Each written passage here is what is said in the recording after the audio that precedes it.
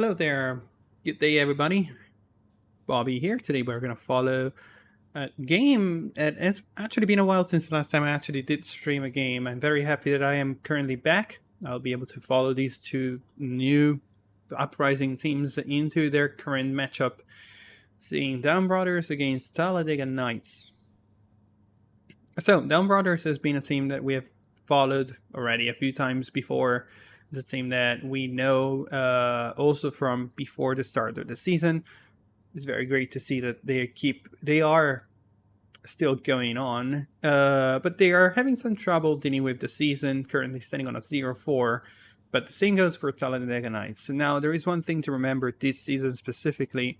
They had a very troublesome start, and that's because most of the MMR got reset, meaning that every single team had the chance to be matched against teams that were definitely out of their league.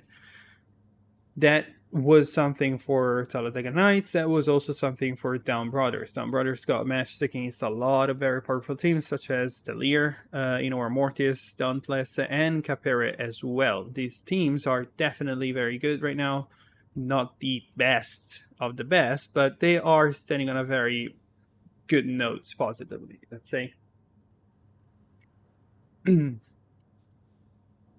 the Brothers are standing on a score of 1,140. On the other hand, we have Talladega Nights standing on a 1,130. Both teams lost 4 times in total, so this is going to be the day that one of the two is actually going to be getting the first victory. And this might be one of the most balanced matchups.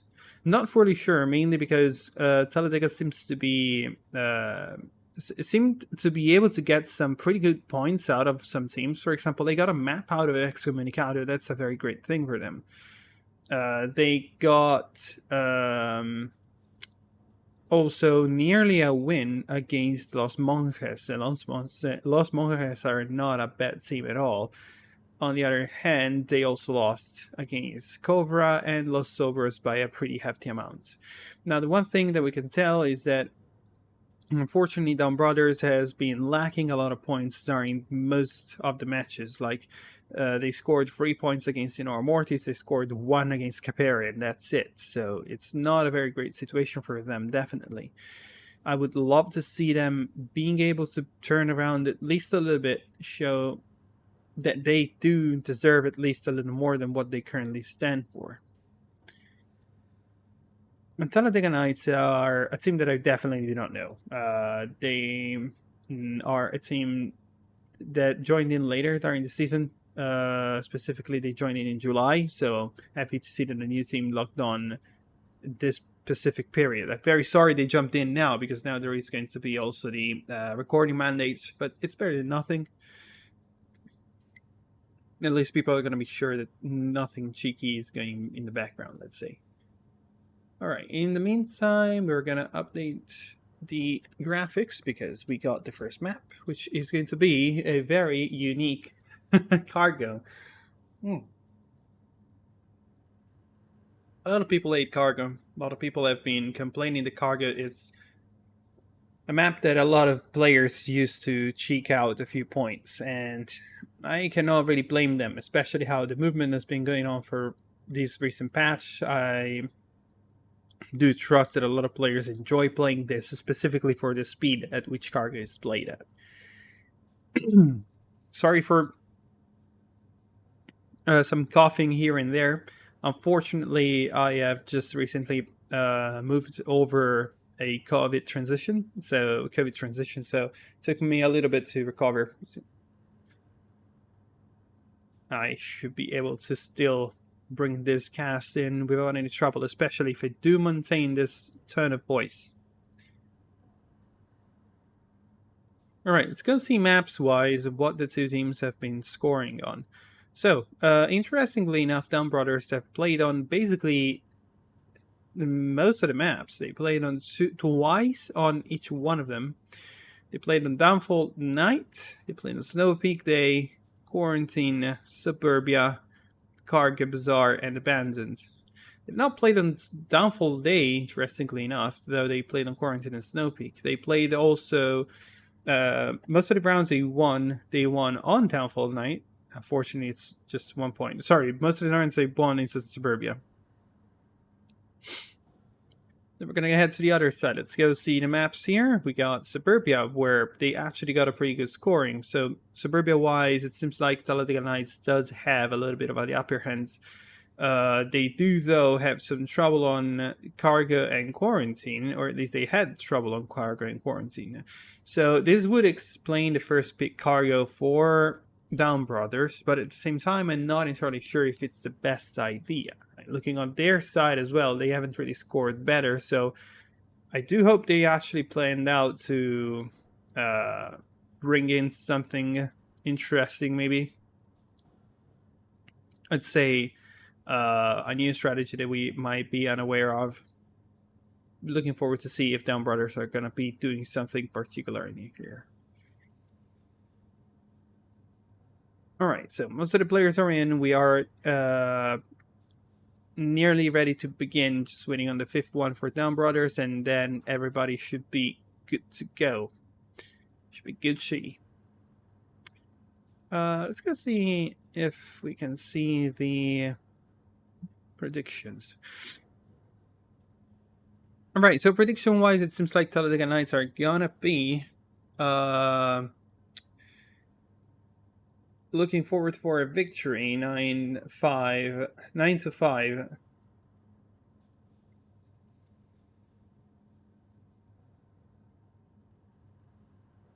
So we're gonna keep an eye out to see if that's what's going to happen and if people are gonna get this right.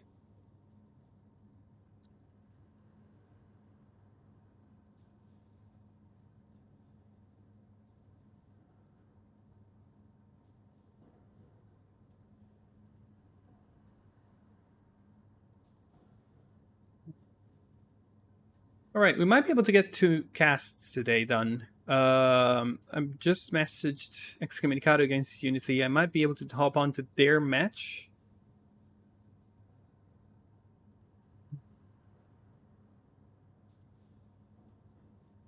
We're gonna find out very soon if that's gonna be the case. All right, we're gonna hold on for a little bit to see as soon as Down Brothers are gonna be ready to begin. And then we're gonna see you in a minute, so I'll hold off with the microphone. Be right back.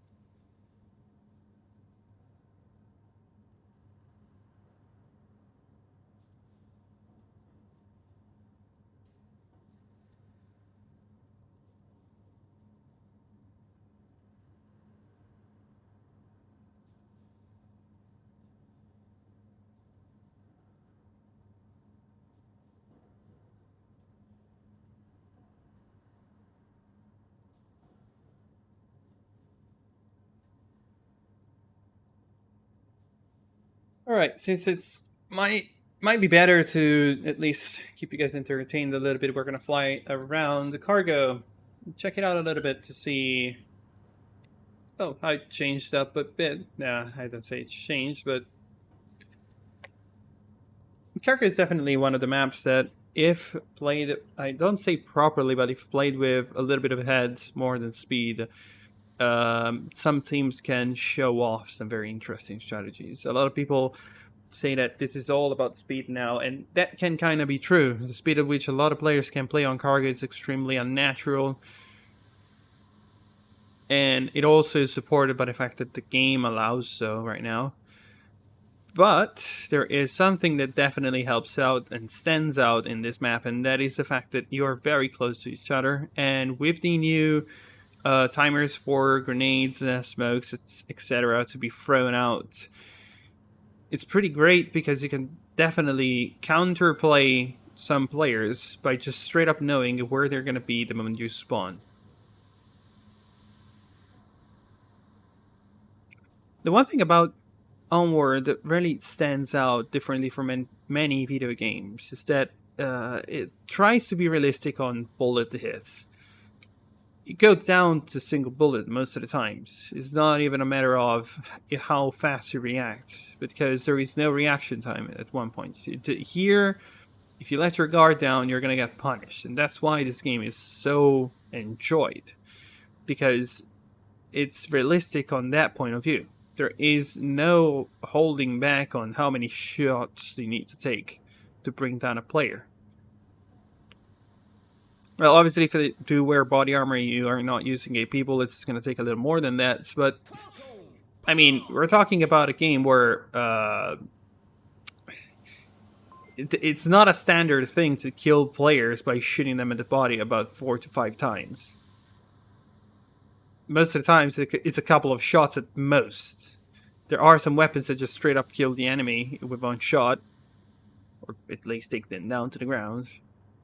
The only weapons that one shot kill to the body, and kill for kill I mean they down you and kill you at the same time, are snipers. Specifically bolt action snipers. Aside from those, no other weapon can one shot kill you on the body, but they can definitely one shot down you to the ground. And that is a lot of LMGs, semi-automatic rifles, many of the weapons that can do a lot of damage with a single shot. You can tell not only by the rate of fire, but also by how many bullets you can shoot.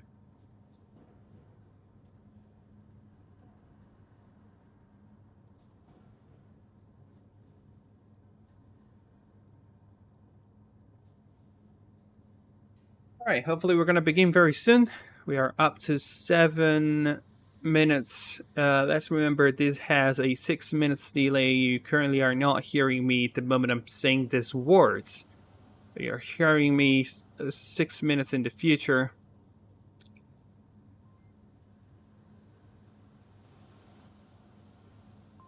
Basically, waiting longer than what I currently am.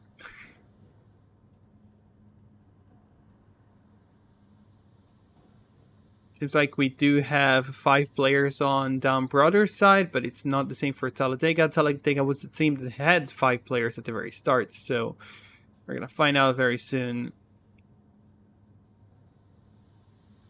if this game is about to begin.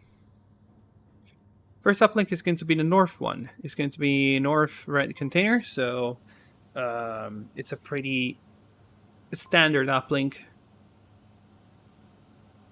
GG's in advance, yes. This is a pretty standard uplink. A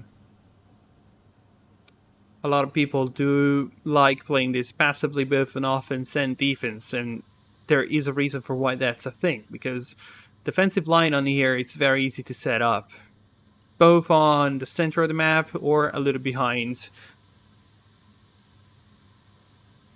It's very important to just peek every corner with very much caution to avoid getting killed at the very beginning. A lot of players do enjoy this uplink. I do prefer the one that is standing south to it. And the reason it's simple, because this one is extremely isolated for the offense specifically. The offense, but even this one is not really that easier to capture because it's standing out in the open. When it comes down to this one, which is standing up north to the container itself, it does have some cover, and if you do start capping it from the wrong position, a defender might not notice you. For example, standing behind this box here could be good if there is a defender missing from that side. Or if there is a defender on the backside of the uplink, you could just cap from inside the container itself.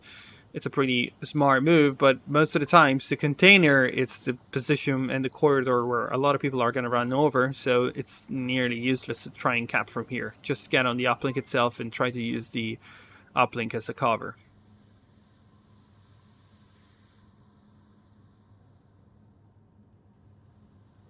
Are we going to be able to start pretty soon? Not yet. Seems like Down Brothers are ready. Not the same for Talladega. Hopefully, we're going to find the fifth for them very soon. Especially counting they were the first to be 5 in the lobby for at least 5 minutes. It's very unfortunate to see them not ready. Alright, by the way, I probably can confirm we're going to find the post-match. After this one, we're going to switch to Unity against Excommunicado. Not entirely sure, still not fully sure. Thank you, Zero Cold, for the bits.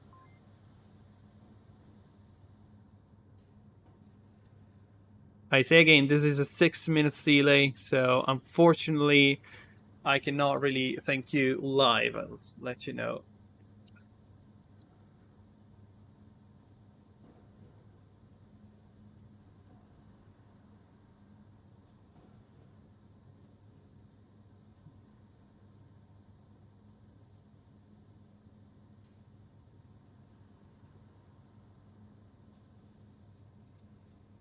Oh no, not yet ready. How is it possible? Collision boxes.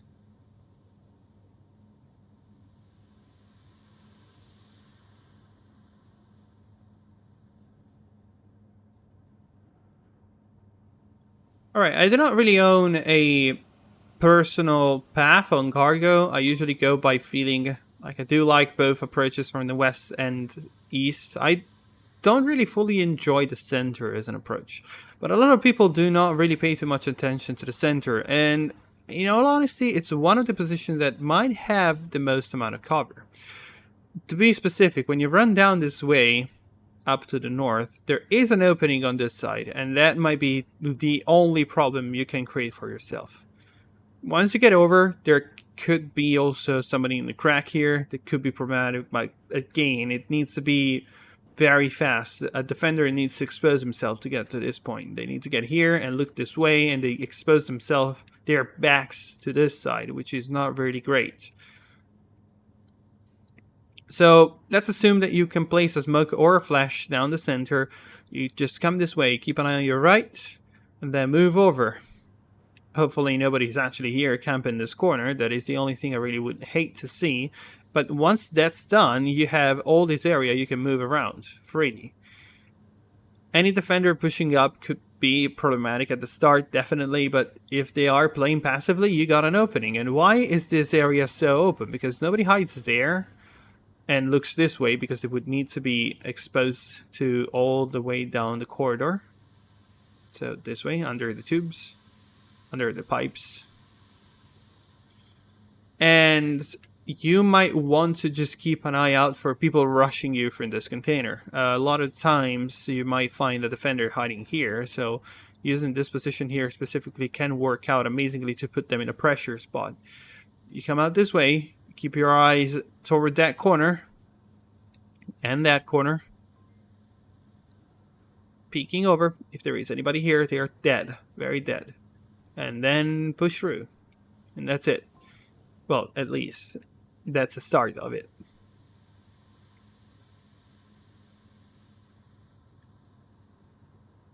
A lot of people don't like the center. I think it's a very great position to push through, but I am not personally one of those that does use it a lot.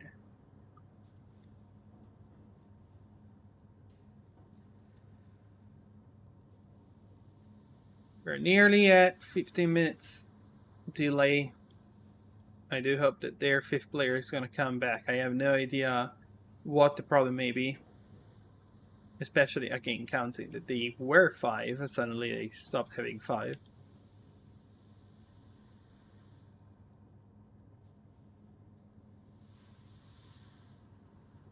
Ooh. The festival?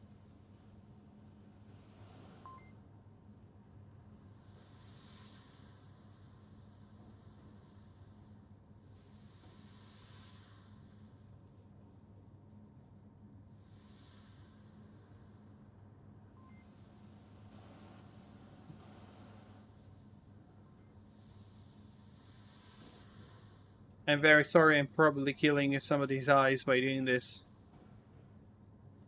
Oh, you actually could not see anything of what I just said, or my god. I am so stupid. I was showing the map out,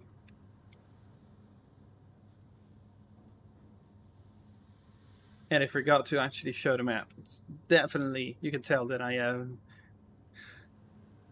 proved by the COVID. Alright, so I was saying, for this uplink specifically, up to the north, I do enjoy taking left and right and push through these areas. But the center usually is the best one, because when you push through the center, you have one spot that you gotta be careful about, and that's this direction.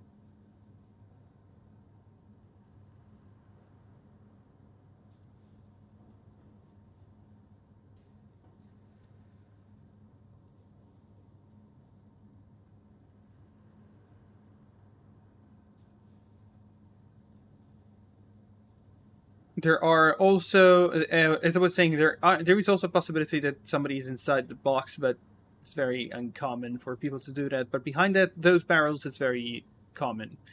Once you get over this corner here, it's extremely, it's it's a problem, but it's a problem that doesn't really come very often, especially because a defender coming this way, looking this direction, would need to expose himself to the backside of this area here, and that's no bueno. That's no great. You can place a smoke here, you can place a flash down the center, and you move forward, and then here is the safe zone. Nobody pushes through, nobody peeks over that side because it's an off cover, basically. Under the pipes is nearly impossible to look down the center if you do not peek yourself out, and that's extremely uncommon to do. The only people you need to be aware of are people rushing from the other side of the container. Most of the time, somebody is here on the boxes, pushing you over to the container, which is what you want to be careful about. You just push this way, take care of whoever is this area. Oh, by the way, when you push out, you got to be careful about that corner there alongside behind the container. These two areas are very dangerous, but once you clear them up, you can just start the push from here. And that is exactly what I was trying to tell you before. Without the overlay, obviously, but because I'm an idiot today, I do hope I will not forget the overlay anymore.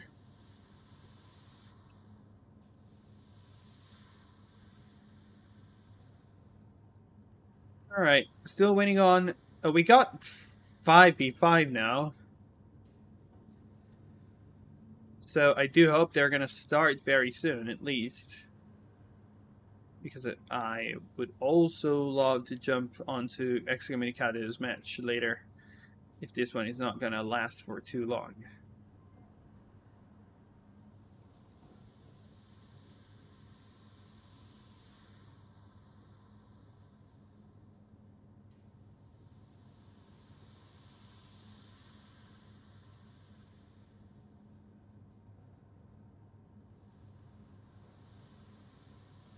Was not even informed if there was some sort of timeout or something like that.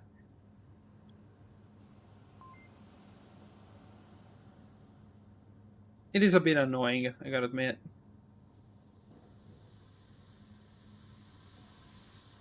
What you gotta do. Teams have no respect for the casters.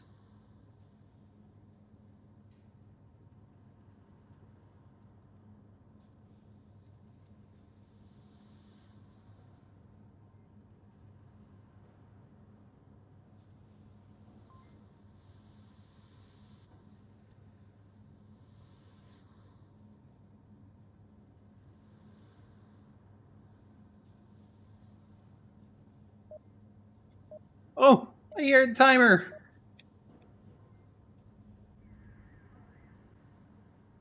We got it. Yeah. Yes. Okay. Because of the new bug, I cannot hear voices. It's gonna be very silent, but it's better, I think, for me and for them.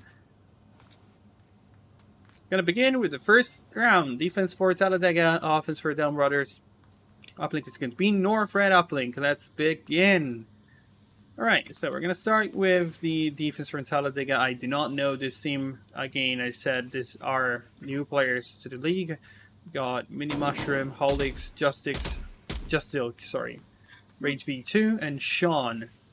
On the other hand, on the other team, we have Naki, Jorno, OMG Tai, Deadeye, and Leopard. Oh boy. Jorno finds a kill on Rage. We got a shotgun on Naki. Naki takes the edge on the Mini Mushroom with a shotgun. It's taken out in the process as well. Jorno taken out by Sean. The situation now ties to, or nearly ties to 3-2. 3 kills in total found by Down Brother so far. Ty finds Justilk. Amazing job done by him so far. But Sean was waiting for him. Ty is still alive? Nope, he's not. Taken out. Sean is the last defender alive. Now, it all comes down to know if the call out was made. Metric and Deadeye are moving around.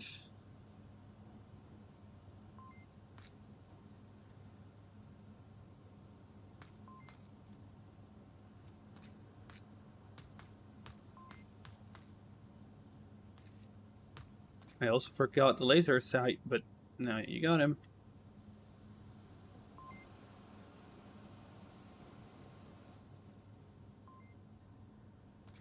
This is a position of advantage for Sean, mainly because Metric and Deadeye were not in position at the start to come and refrag the defender. So Sean finds another kill here.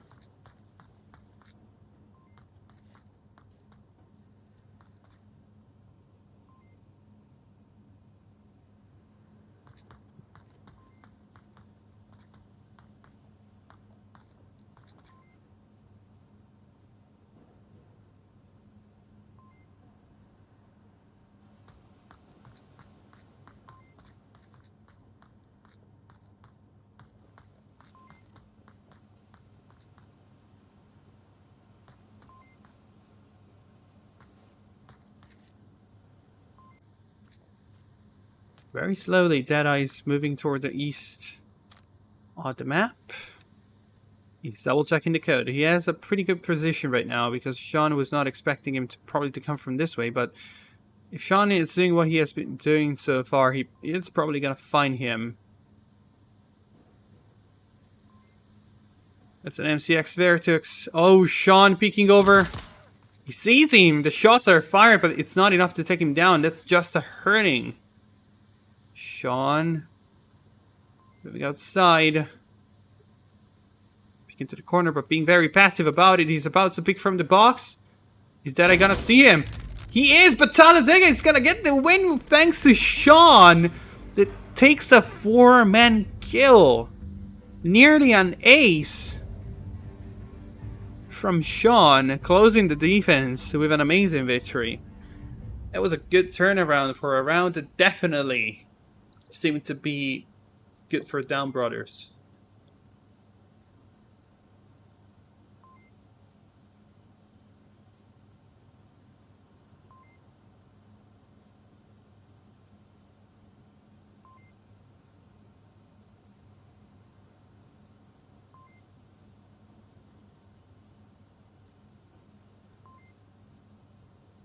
I'll say this was very unfortunate for Down Brothers because the beginning of the round seemed to be just pointing out so badly to their victory.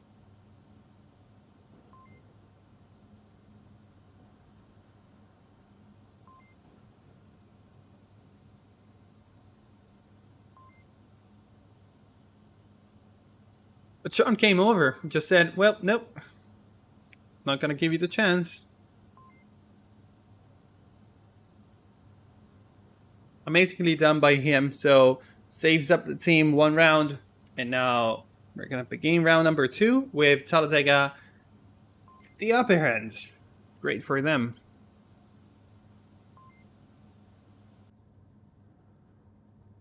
Oh no.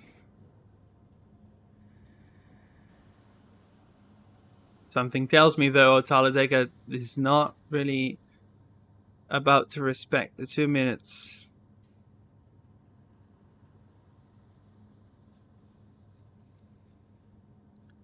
That's a big no-no. I really don't like this.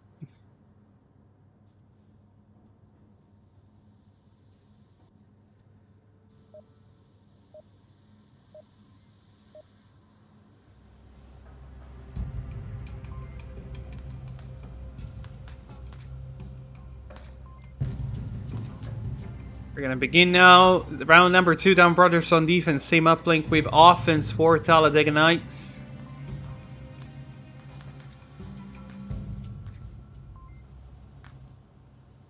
Round is started.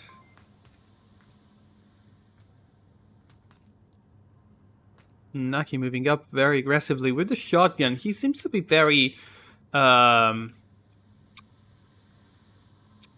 secure of this choice of the shotgun. I'll be honest, I don't really fully like the option. And there you go. In fact, by rushing into the tunnel, he runs into rage. For as much as he was the first one to shoot, with the shotgun, you cannot really trade against a weapon at mid-range like this. So rage takes the kill very easily. 1-0 so far. Down Brothers down to 4 players. Lines are very well covered though. Maybe aside from the area on the west. Metric is all the way back here. It's a very great position to cut off. It's basically like a trap. It's great. I think it could work. They gotta be careful about it. Deadeye nearly taking down a player, but unfortunately there was a team kill. Rage taken out by Hulix. Jorno also finds another attacker, so this is going to be 2 kills in total against Talladega. Mushrooms hears Jorno shooting in the right direction, from the right direction, but the line of sight is not there to be working with. Oh no, Hulix. Is he aware that there are friendlies in there? I'm sorry, it seemed like he was moving way too carelessly in there.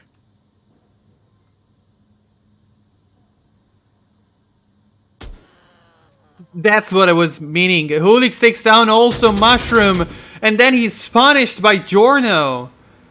Sean peeking the corner, but Jorno is gonna punish him, and Jorno, with the nice position, is gonna basically take down 3 players all on his own. A Mushroom and... was it Ty? No, sorry, not Ty. Mushroom and Rage taken out by Hulix that is currently standing on a -2. That was way too much team killing.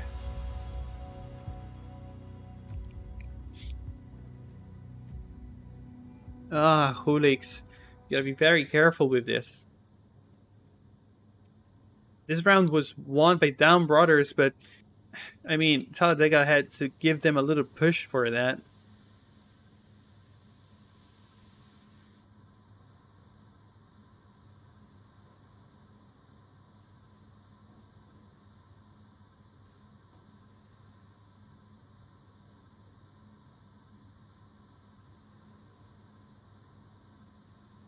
This like Hulix is not really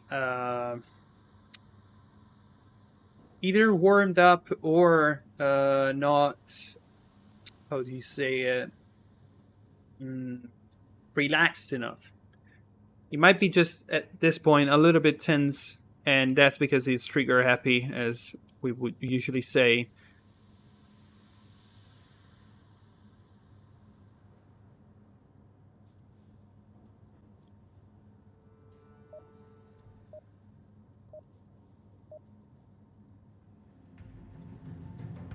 Next uplink is going to be southeast, so the one beside the water container.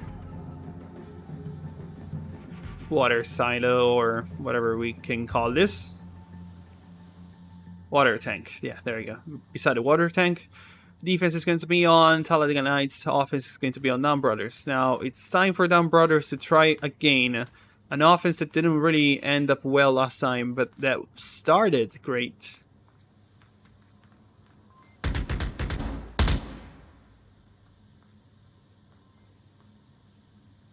Felix from a great position might be able to find that. I decides to rotate out. I think it was a little bit of a nice call. He's not using any scope, so Iron Sight sometimes works, sometimes not, but this is cargo, so I think the 2 points more for any utility could work much better. Oh, Jordan is about to be covered, but Rage is in the right position to find the kill. What the hell did I do in there? My god, sorry. Rage takes out Jorno.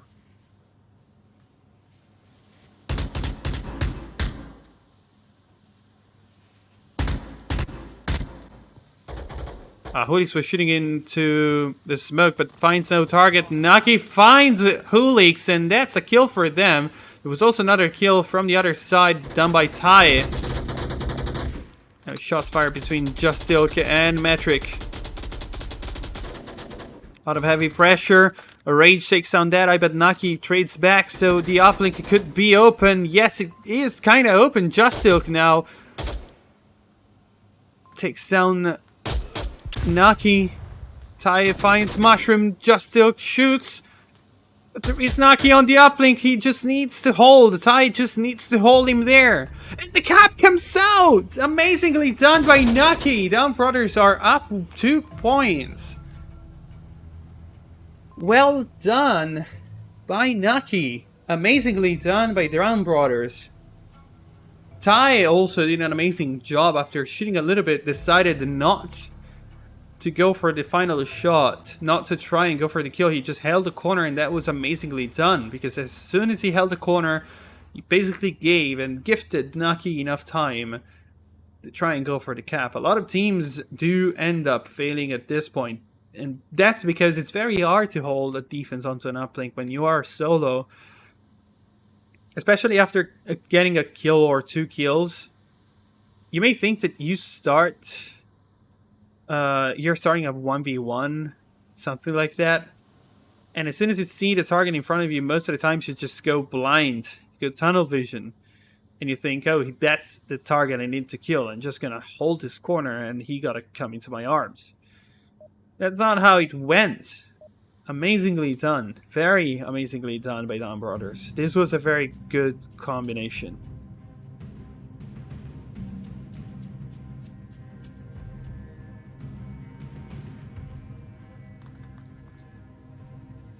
Round number 4 about to begin.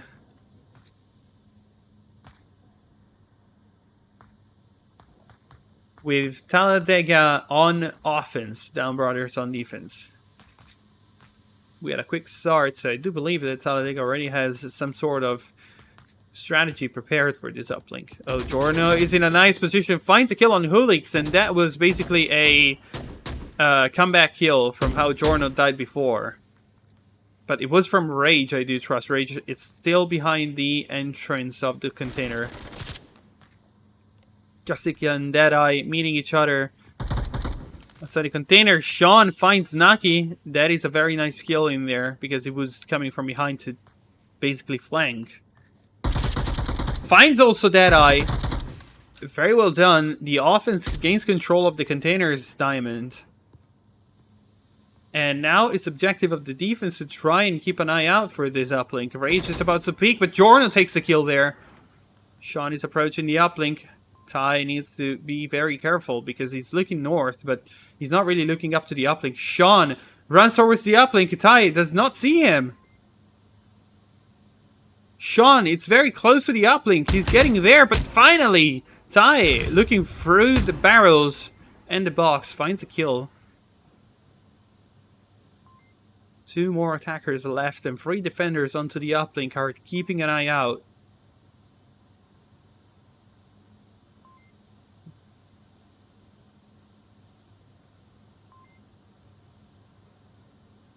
I still look at Mini Mushroom up to the north.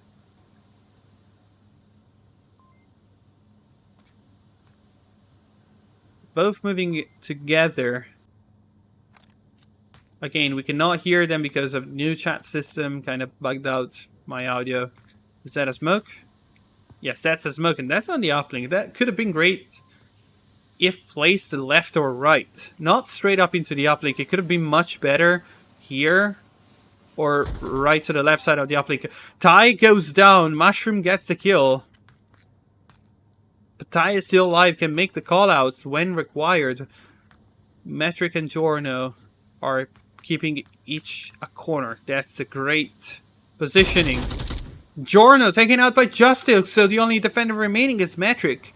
But his position is great to hold off against both Mushroom and Justil, at least to avoid the cap. He needs not to make much sound. He needs to hold still and just wait out for the opponents to be the one coming up at him. Mushroom taken out, so it takes out Ty in the end. Damn it, the shots fired by Metric gives up his position. Justil is going to punish him for that. This is going to be a win round for Talladega, 3-2. Down Brothers are still on a map point, but they are very far from yet taking it. Score-wise, we can see that Giorno and Sean are the two main leaders of this match. But Ty has been doing great as well. Justil, this round specifically, did an amazing job with the push from the west side, from the tunnels area. Took out a lot of targets, one by one, alongside Sean. They did a very great job to push through to the west. But let's not forget that Naki was the one to gain the cap on the southeast uplink. So, very well done, Down Brothers, so far. But Talladega is definitely not dead.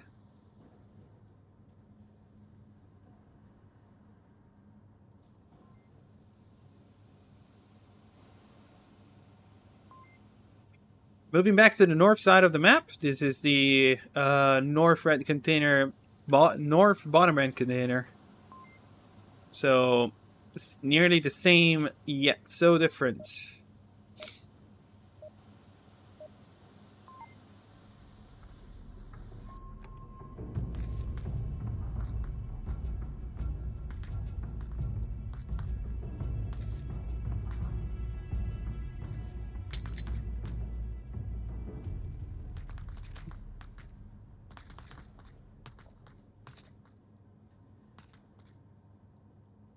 Round number 5, beginning right now. Justil very aggressively pushing forward down the center. But the shots are mainly fired by Sean and what seem to be either Metric or Ty. Nobody dies yet.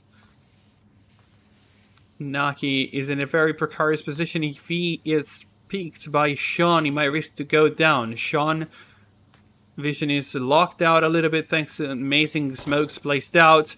No, Metric finds a kill, but it's not the kill he wanted because it's on Ty. So, one friendly down. Down Brothers are lowering their own resources.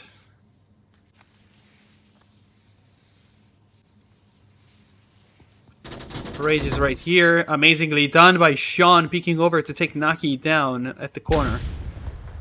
Ulix is here as well, but needs to be very careful because there is enemies here. Oh, he was flashed. Amazingly done by Metric. Finds also Sean. But there is Rager in here, into the corner. Is he gonna find him? Metric finds into the finish off onto Sean. Is he gonna see him? No, he's not gonna see him. Rage kills Metric, and Deadeye also goes down to Just Stilk. Just Stilk. So the last remaining attacker is gonna be Giorno.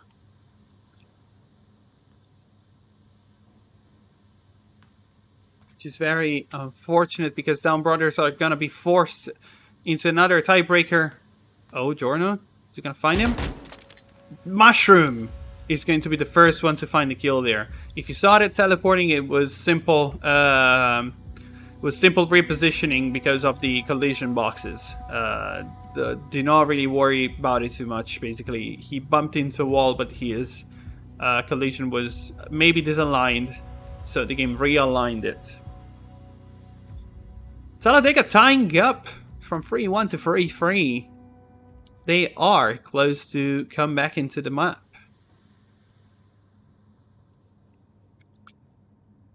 So I do trust that if I have to say something, Rage, Justilk, and Sean are the three main players for the team that have been doing great so far.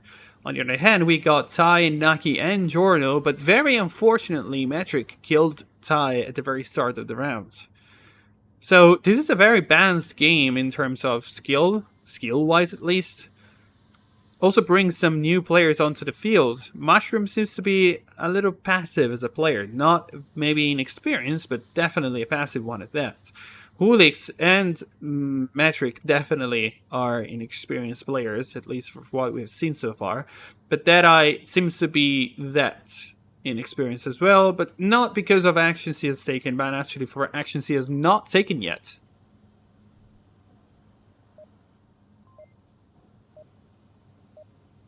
Playstyle is a lot important. The score can sometimes define how a player's playstyle is, but not always. I'm not defining only by the score, but simply by looking at how they do play on the map. Mushroom moved out from the cover, and he was definitely out for being killed if there was just one more attacker.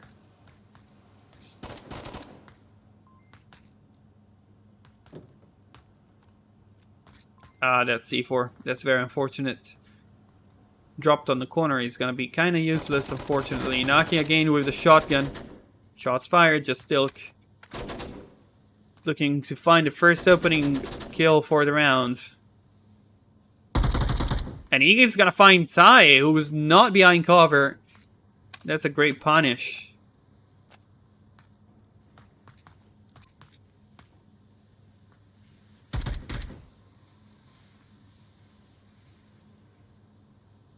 Smoke placed on Sean. Jorno finds Rage down the center.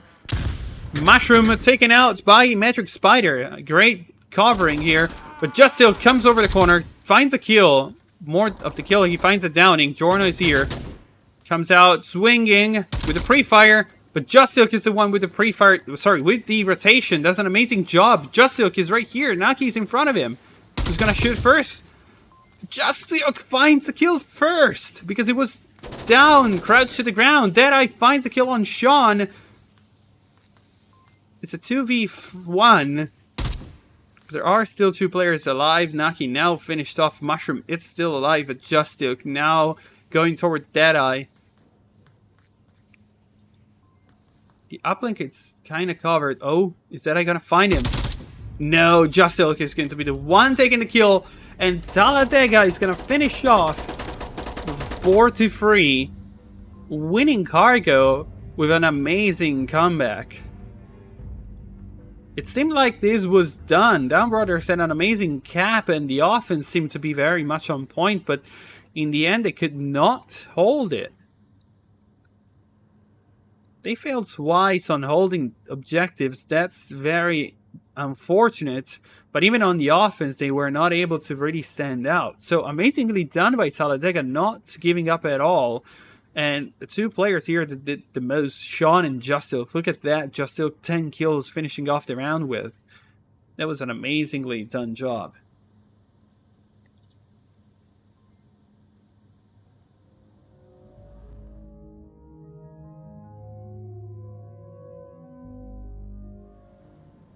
Wow. All right. We're going to move to Tanker. That's a very interesting choice.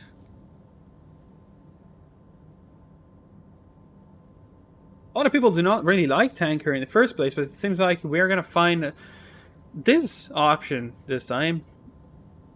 Let's go, I guess.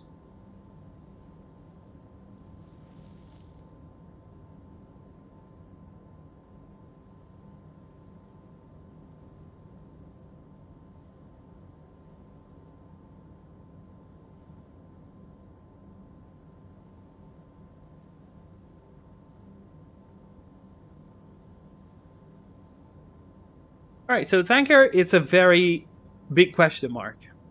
We're looking at a map that is extremely good. for a lot of teams that do know it. And for extremely good, I mean that teams that do spend some time strategizing and preparing it are much better at it. Simply because of the amount of minimum information that you got about it.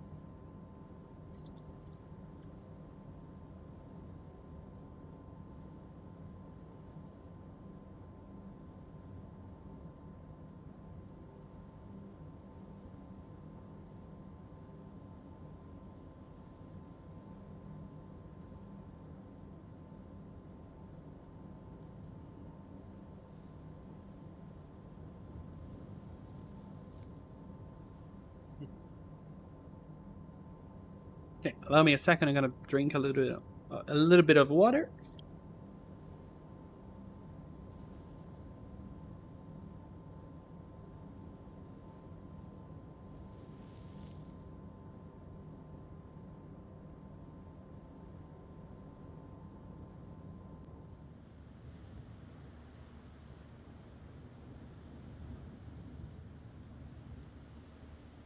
All right, we're gonna begin with a very unique uplink. We're talking about the southwest uplink.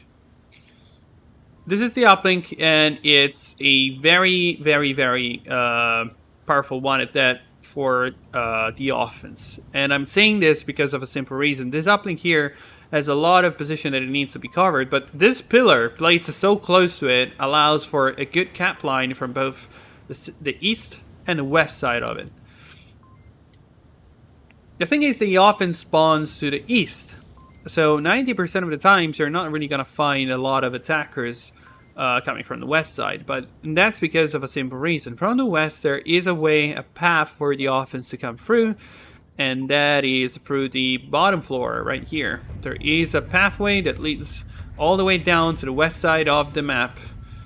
A lot of times, the offense does take this to try and flank around.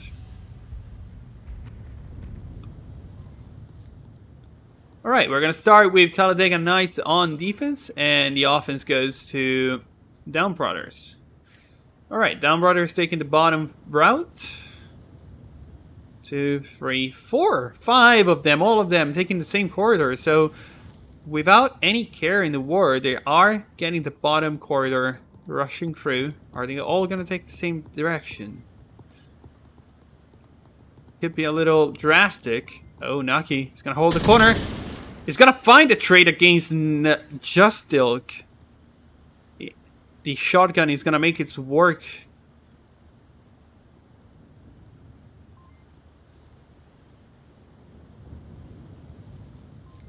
But again, I think, and I honestly think, that the shotgun in this scenario is really, it's not that great. Gone up to the north. Was he spotted by Deadeye? I think that they probably heard him. We're playing very passively. Giorno in position to try and support his friends. Oh, Deadeye about to peek over. He might find Sean right there. Holding position. He's right there.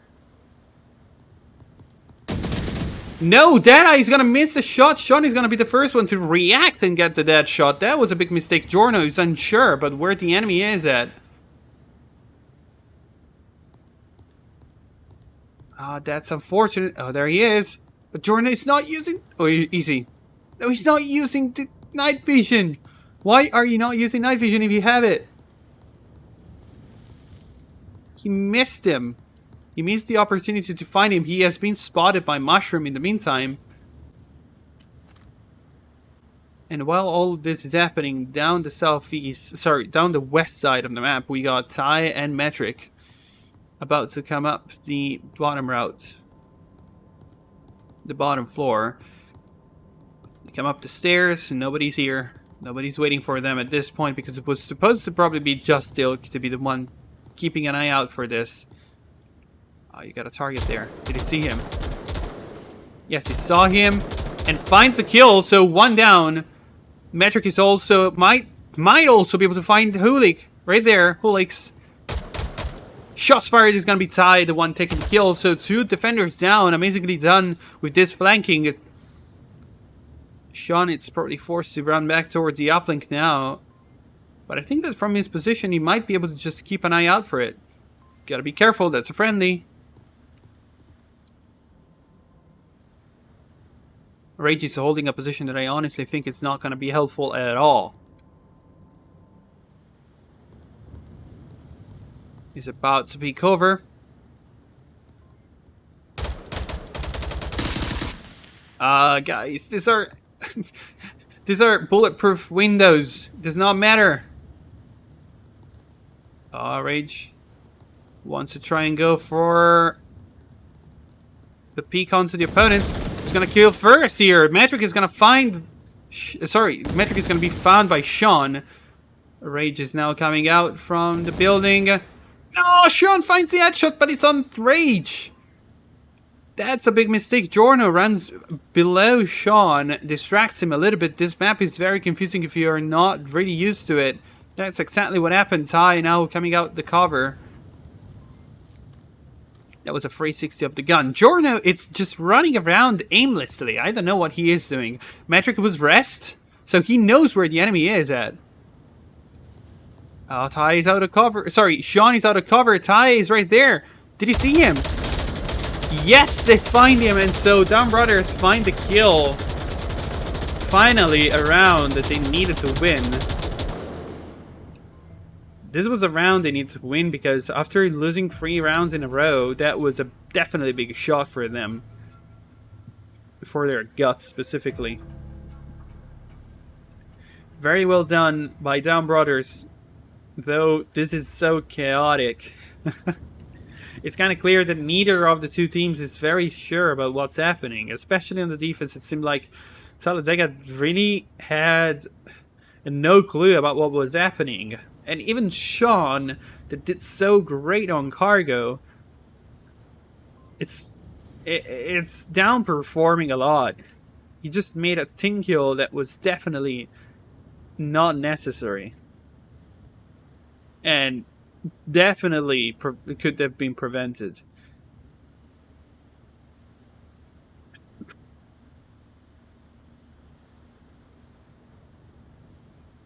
But unfortunately, I cannot really say that Down Brothers showed much better skill in that term. Giorno has been running down the bottom floor the whole time. He wasn't able to refrag a friendly when the target was right in front of him a couple of times. He had night vision ready, but he was not using it while standing outside. I don't think night vision in this map is necessary, but it helps a lot on offense specifically because defense has such colors on the uniform that it allows night vision to spot them very easily. So a lot of people do compare night vision to a little bit of aim support because of how easy it is to spot the enemies when you see them with night vision, especially the defense, not the offense, or at least not as much for the offense. Round number 2 is about to begin. Talladega Knights are going to be starting their offense against Down Brothers' defense. The uplink is going to still be the same. We saw a very unique approach from Down Brothers. They all went down the bottom floor on the same corridor. We had a couple coming out from the center of floor, from the center of the boat. All the others came out from the west side of it.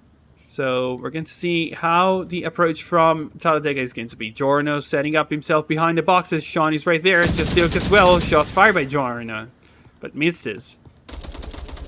Justilk with the break fire. Giorno checking out from the windows. These are bulletproof. You cannot shoot through them. Amazingly done by Justilk, finding Giorno right there onto the corner. Sean, in the meantime, finds Zedai, who was standing outside the north. A very out in the open position. 2 defenders are outside to the west side, Ty and Metric, but they need to close up onto the uplink because, I mean, right now it's pretty much open aside from Naki. Metric places himself in the same position Mushroom was standing at. Justilk slowly but painfully approaching Naki from behind. That was amazingly done, and that was a big mistake from Naki. Oh no. Sean It's walking up to the uplink, and Metric does not see him because there is a full column in front of him. Sean position, it's perfect. He might be able to send the uplink, and he does so for the cap of Talladega Knights. 2-1. I told you, this uplink is very, very painful to deal with, especially for the defense. Talladega Knights gets a 2-point that leads them closer to the win of the match.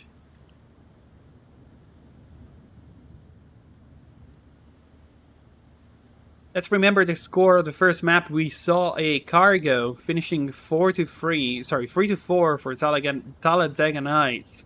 The Down Brothers were close to win because they led up to a 3-1. They could not finish off their opponents, and so they closed the map, unfortunately, in a loss. Now, the map that was chosen, Stanker now, and I honestly find this a very interesting choice, and we have seen it so far.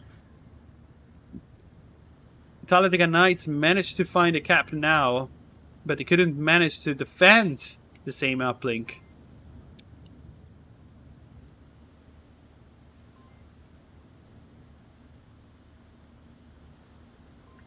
Once again, Justil coming in with the amazing score, 4-1. He is proving that the team needs him to keep up the pace.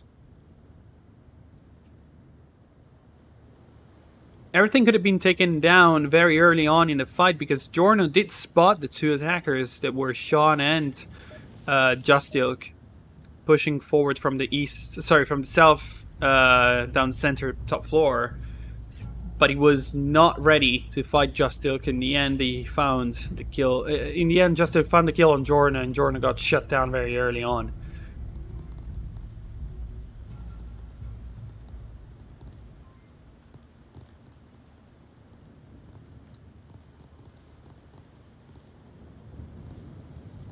Moving on to round number 3. Sean getting a very great spot here. Pushing up to the column. Oh no, not he.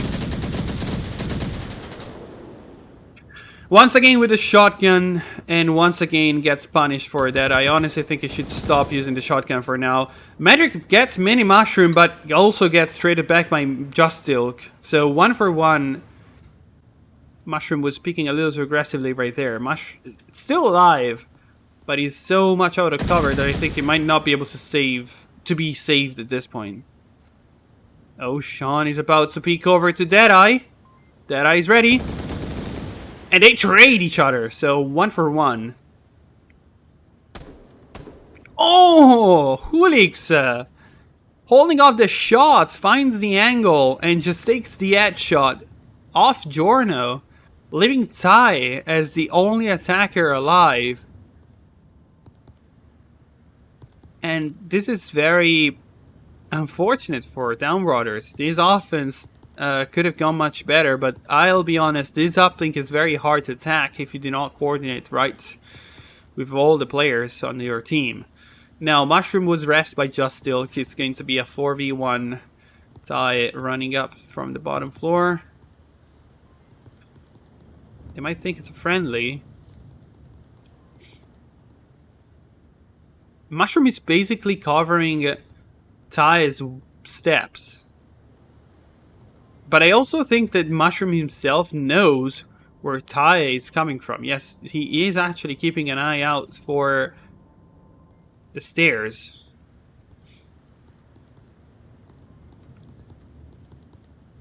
Oh, Ty moving back. Alright.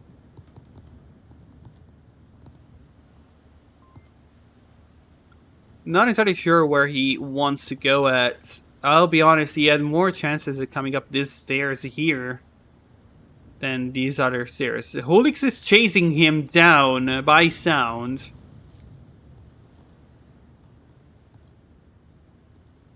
Unsure of where he might be now.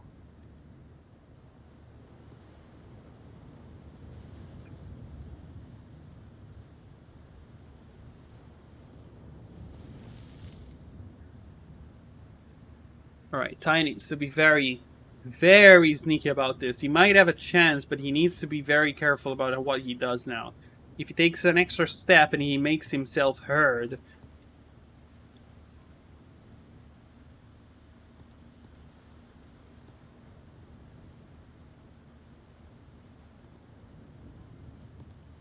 Oh wow, the timing. Did he see him? Did he see him? Now he did. The window is bulletproof! Nice shot from Ty. Finds the kill on Rage by peeking over the door. Now, the remaining defenders are on the other side. Shots fired by Hulix, who sees Ty. Ty might be able to see him through the boxes. Hulix pushes. That's a great push. That's a great push. But Ty was ready for that and pushes himself back toward the same direction. So another one down. Two remaining defenders. Those are Mini Mushroom and Justilk. For as much as Justilk is alive, it could be a problem. Holding a little bit. Justilk. Ah, he probably saw him. Ty taking himself to the other way around. Justilk came down the top floor. He knows that he is at a disadvantage if he does not play this carefully. Is that a smoke? No, that's a red smoke.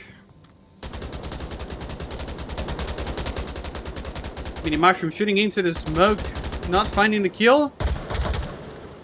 Ty finds the kill on Justilk. And also finds Mini Mushroom. That's an amazing play from Ty.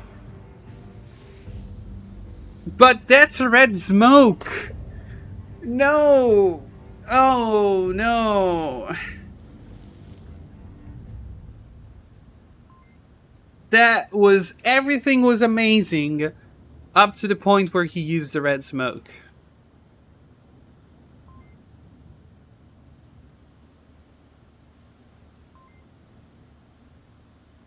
That was amazing up to the point where he used the red smoke. I do not know if Sean knows or if the others do know. Red smokes are illegal, so if the ticket would be open for this, it could result in a round reversal. It's still an amazing play, but it's still a red smoke. It's very unfortunate.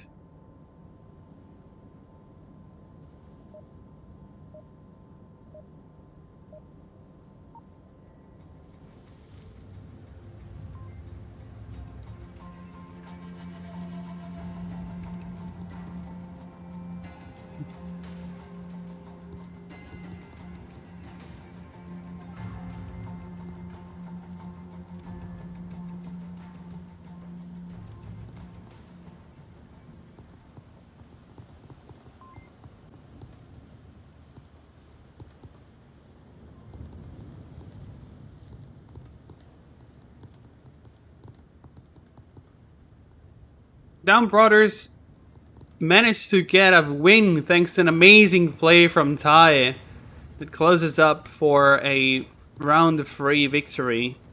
It's still a 2-2 situation, so nothing is decided yet.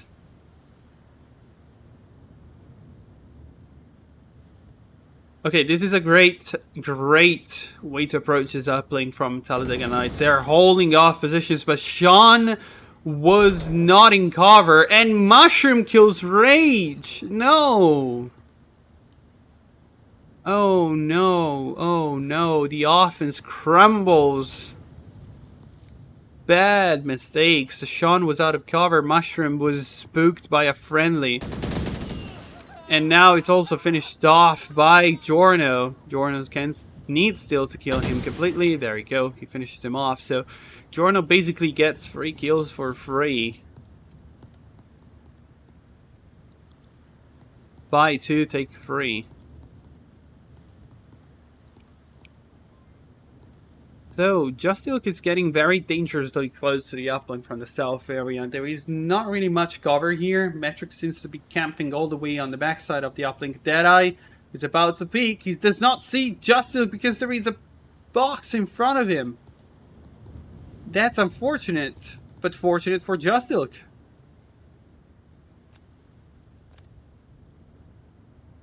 Still can't see him.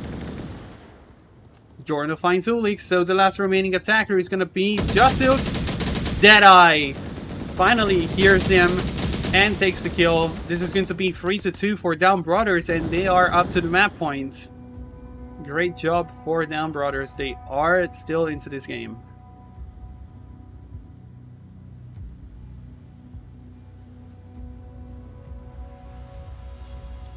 That sync kill from Mushroom onto Rage was definitely not what was needed. These sync kills are very annoying for Talladega. They have been losing constantly because of them. And the one that is being constantly sync killed, Rage has been killed 3 times this game by a friendly. Once on Cargo and twice on Tanker. That's very annoying. Poor Rage. What did he do to deserve this?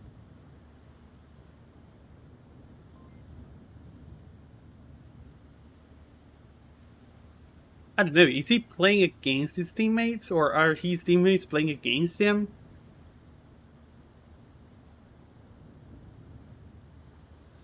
Also, it's not like he was killed in positions that were not really expected. He didn't really appear out of something that he should have not.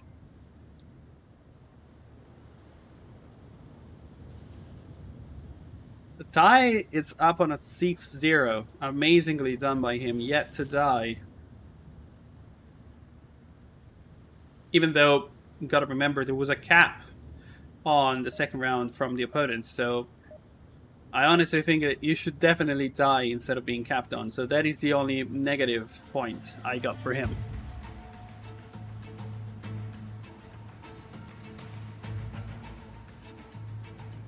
Round number 5 beginning now. We got Talladega Knights on defense. The uplink is going to be down the straight center. This is a great uplink.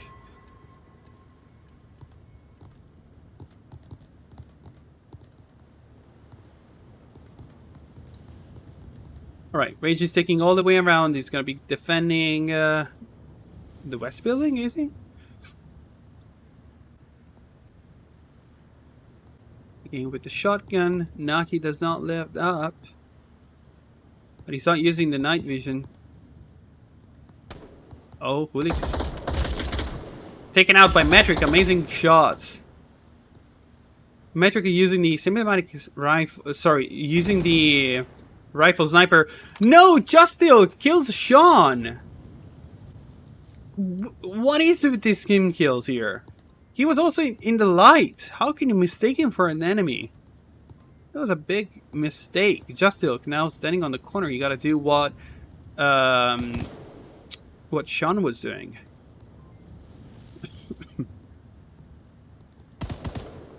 Metric finds also Mushroom. That's great. They are gonna open up the south entrance. Naki. Is that a smoke? Yes, he places a smoke a little bit off because this is not really where you want to place that. There is an opening on the uplink. It might be trying to go for the cap. The Rage takes out Tai. Naki's checking the score, checking the code. Justil takes down Deadeye. Now moves towards the uplink. Metric is moving forward. The smoke is not close to the uplink. You gotta move. Metric finds the kill on Sean. Jorno and Naki are both on the uplink. Is Rage gonna peek over? Is he gonna find them sending the uplink? No, he's not, but they're not sending it. They are finally sending it. Finally, but that was so risky. I have no idea why Rage did not pick this corner. He was not flashed. He was just there, shooting out in the open. He probably was finishing off bodies, but that was not what he needed to do. 5-2. Down Brothers are coming back. Can they get map number 2 for themselves?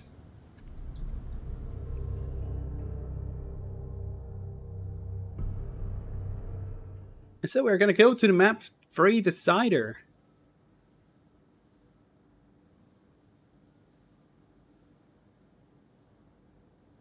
I said so. These team kills are basically the main enemy for Talladega. They are just trigger happy right now. They miss all these chances at finishing off their targets because their targets are friendlies. It's not what you want to do.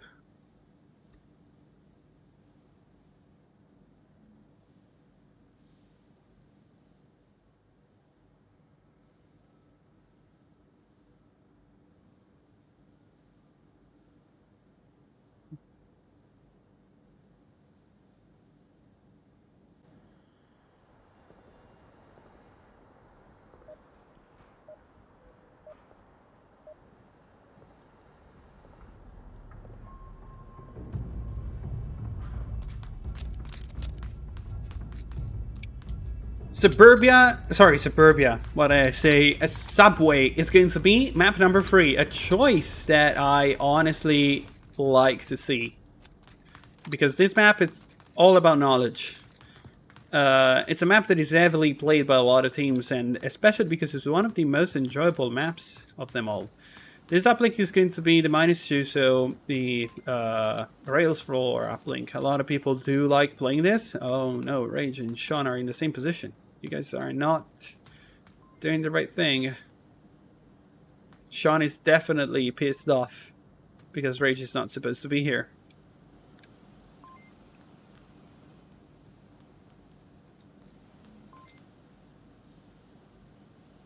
Yeah, definitely understandable. Sean probably wanted Rage to defend the main tunnel of the uplink. Now he's looking at it, but from a position that I honestly dislike.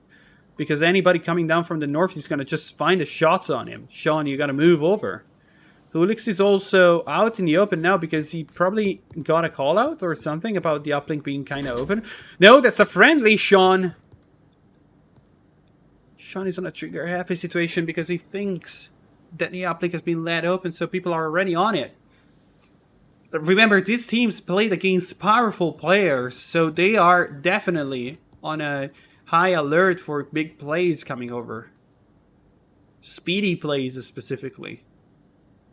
That's why Sean is not really comfortable into moving back into the tunnels, so that's unfortunate because now he's going to be the one paying the price instead, but not before taking down Naki, who was coming down from overpass. A little too nonchalantly there. Ty and Metric are taking a little too long. They should be coming out right now. There are targets there. They might be able to also spot them. Also, you do not want to stand in front of each other like this. If anybody's going to shoot you, you're both gonna go down. Sean finds Metric. He's gonna be the first one to find a kill instead. This is a big mistake from Downriders. They're gonna be punishing their opponent. Giorno takes down Holix and then takes down also Sean.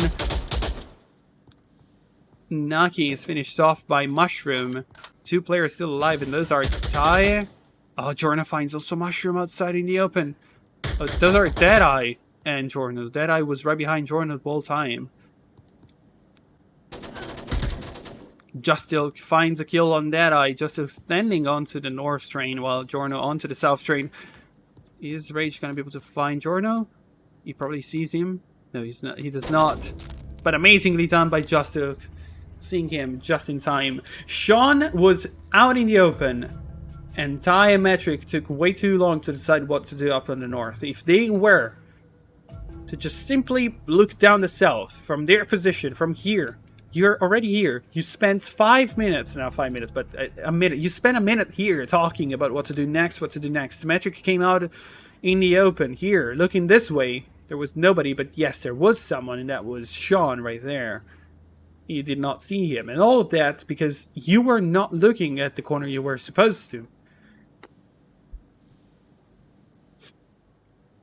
One of the things that a lot of people misplay by misconception is that the defense does not move. And that's a big misconception. The defense does move, and does move a lot at that. Rotations do happen, and they need to happen specifically for a reason, because if there is a hole in the defense created by one of the defenders that dies, then one of the players gotta be moving to cover that hole. say one of the defenders is looking directly at the path to the uplink, if he dies, the uplink is basically open. So the defender's got to crash on the uplink to defend it. And that's the right moment where an attacker should be punishing the defense and should be abusing that moment. My god, I forgot the graphic.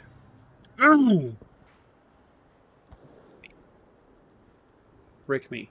There you go. That's it. This is how I'm going to be doing this from now on. Annoying as hell. I keep forgetting the freaking graphics because I'm an idiot.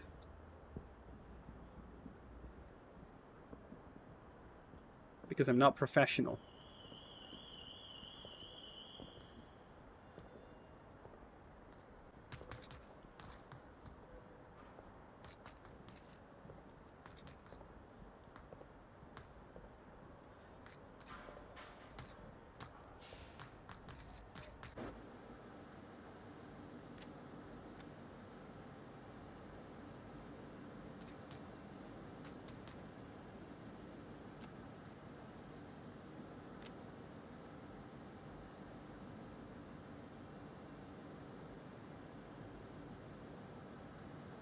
So, Talladega now running with the positive score.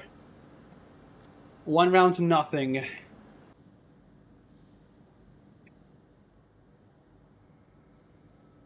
Down Brothers defending the same uplink. Now, looking at their placement, it could be great.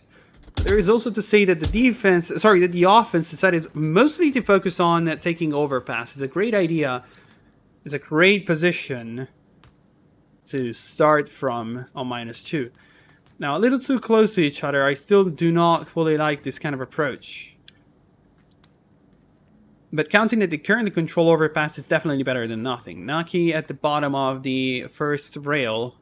Sorry, at the west side of the first rail. Is he gonna get spotted? Oh, nicely done by Metric with the SKS finding Mini Mushroom. He is placed in a very common yet spot. On the benches nearby the uplink. It's a great position.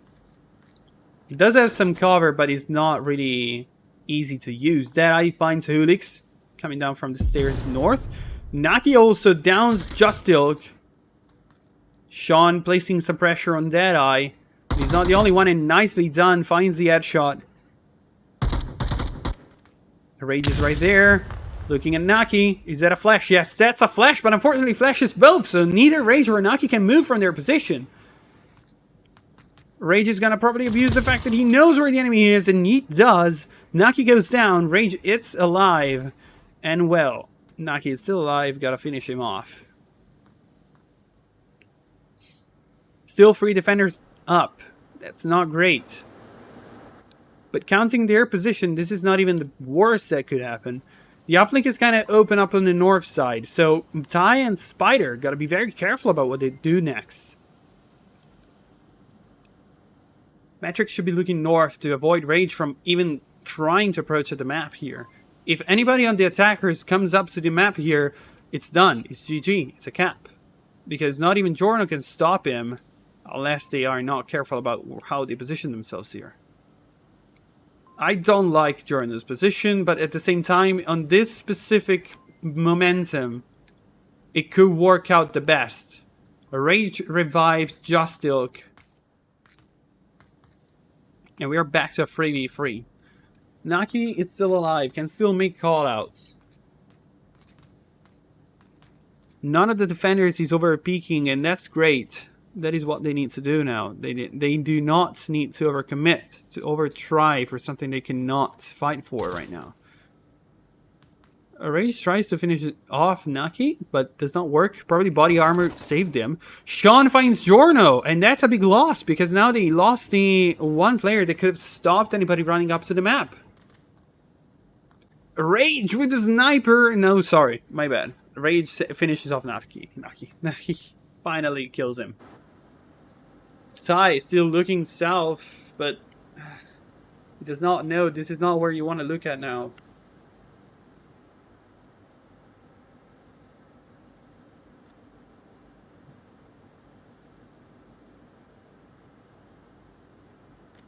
Did he see Sean? I think he probably may have saw Sean there.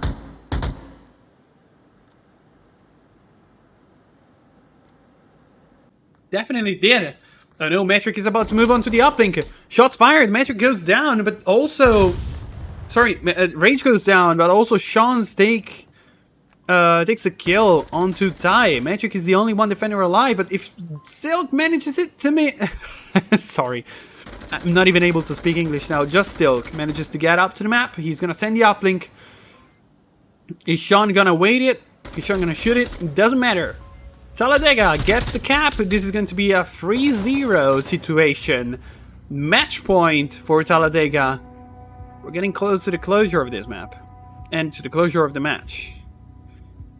Amazingly done. Amazingly done by Talladega on this offense. They closed up everything that Down Brothers could have done.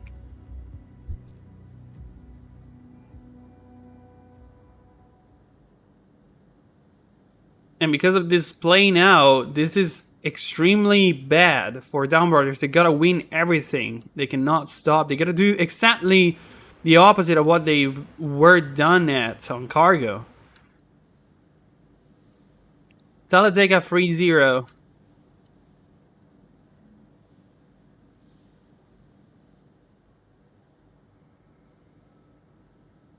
Looking to win their first match of the season. But Down Brothers on this one managed to show a little more of what they have. They managed to shine a little better.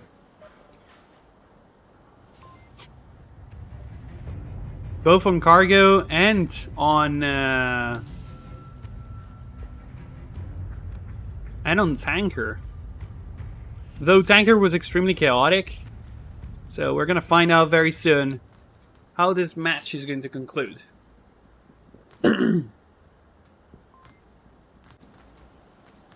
Round number 3. Yes, round number 3.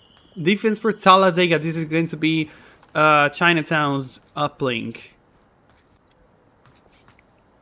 Down Brothers moving up onto the south entry because they got the south spawn. Greatly done. They managed to keep all the corners tight and covered. The defenders have not moved out from their defending location, but they have a drop. So they're going to be playing this round as a 4v5. This is bad for them. But Justilk is going to fix that by taking Naki's down. First kill over. A little too aggressive. Naki moved out of cover. Metric is unsure if he wants to go out now, because definitely that is not something great to see a friendly taken out just as soon as you get out of cover. Is that another smoke? Yes, that's another smoke, but is he gonna come out the smoke running? Yes, he is. He's gonna use the smoke as a cover and run all the other way around. He's gonna probably join up with the friendlies. I do hope he's not gonna kill them, though. Please keep your tablet out.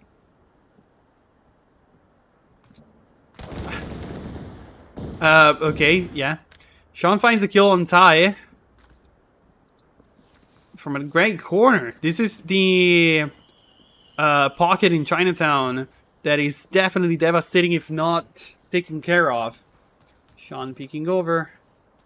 Does not find anybody. Jordan keeping an eye out here. He's gonna find Sean. No, Sean is gonna be the one taking the kill by peeking out.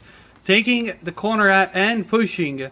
Getting the free kill there, but he might not be done yet. He pushed up to the column nearby the exit from Chinatown.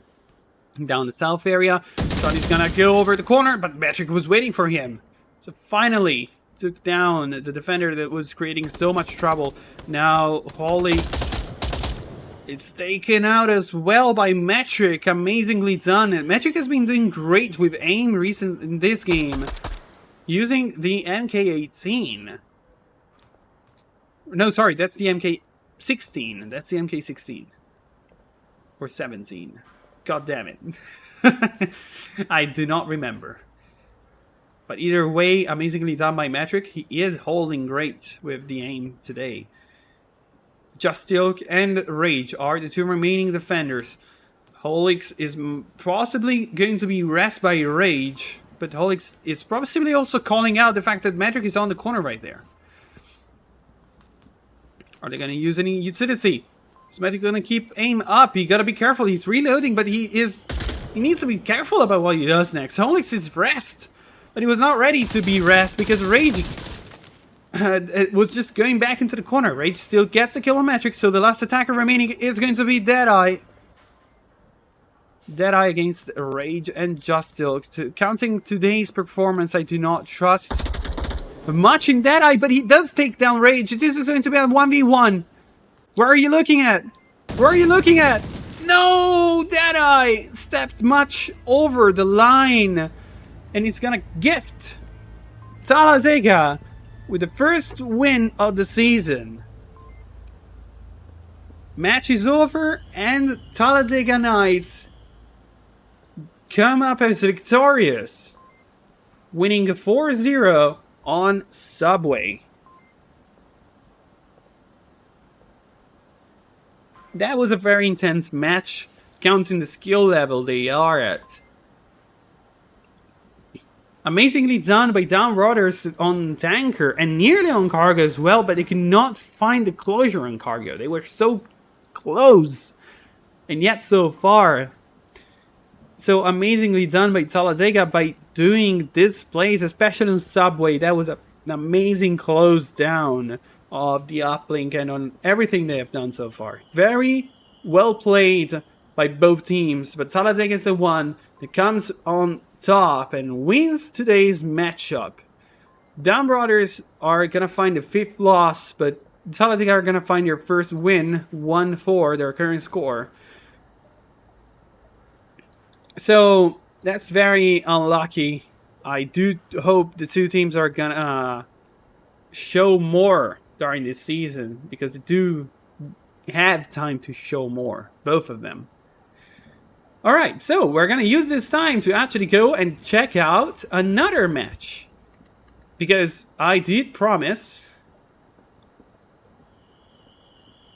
that I would have gone to a different match. We're gonna go to Unity against Excommunicado. So give me a second, I'm gonna find the all the stuff that I need to show of the two teams, such as the logos.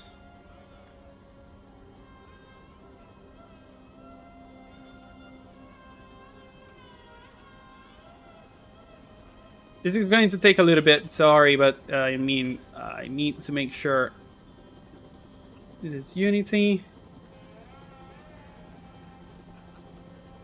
This is Excommunicado.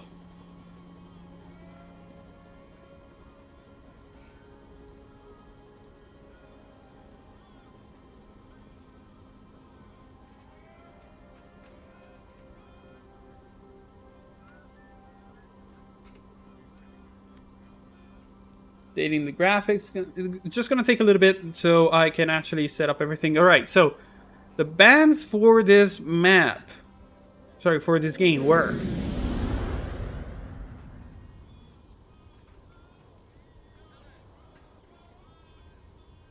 there's no peak for Excommunicado and Downfall for Unity. So two big maps are gonna be taken out. It's fine.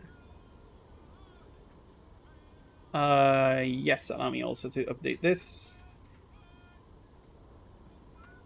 Unity. Excommunicado. There you go.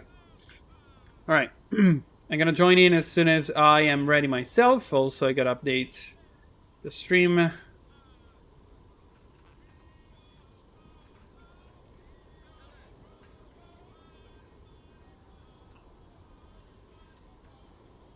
That 2 M's? Yes, that's actually 2 M's. Comunicado. There you go. Lastly, I'm going to be sending out the notice.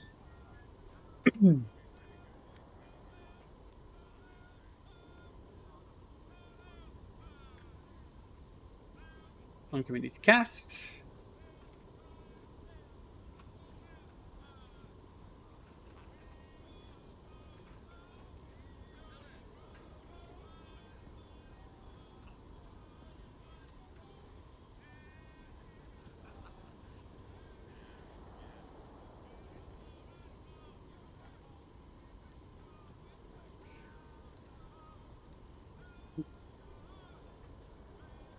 There you go.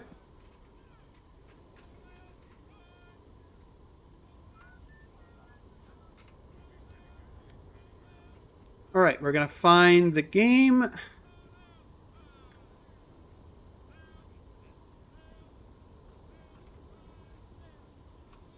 We're gonna hop in to be checking out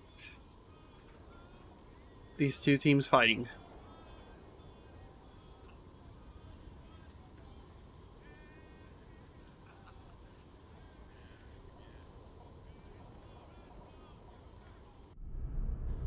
All right, there you go. We're gonna start from Subway. All right, great map. Oh wait, okay. It seems like the first map actually finished. Is it? Yeah, that's too bad. All right, so we're gonna. I saw a suburbia night, and we're gonna leave it at question mark question mark.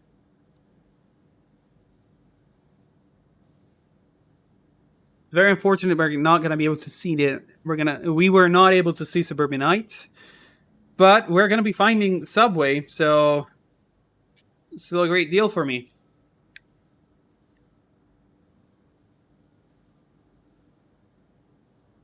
All right, so there you go, a little better. Okay, so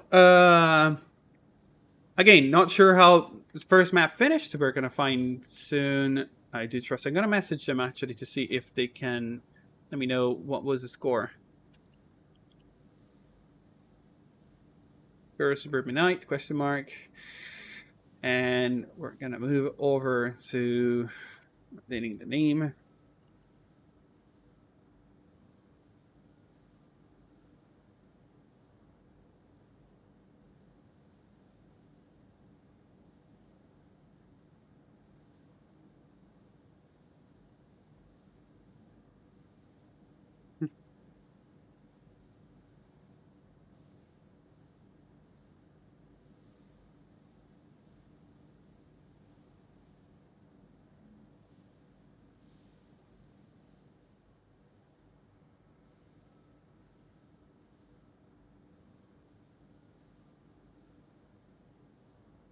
All right.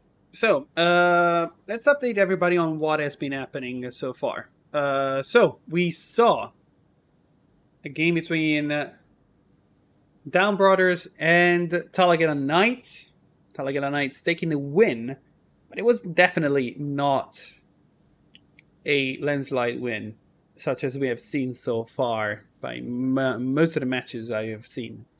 Let me update also this one.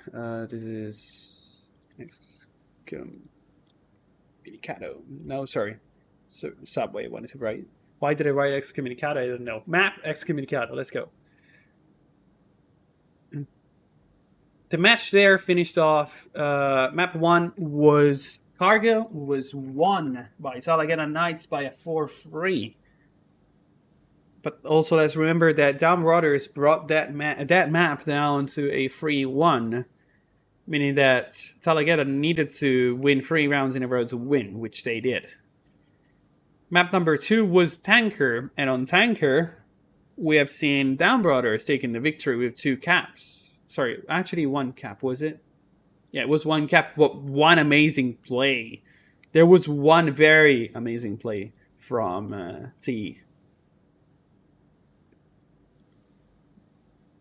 The map finished 5-2, and so we were down to the final map decider. It was chosen Subway, but Talladega Knights had no trouble, and they won with a 4-0 cleanup, taking the victory and winning their first match of the season. Unfortunately for Down Brothers, they are still not able to find their first win.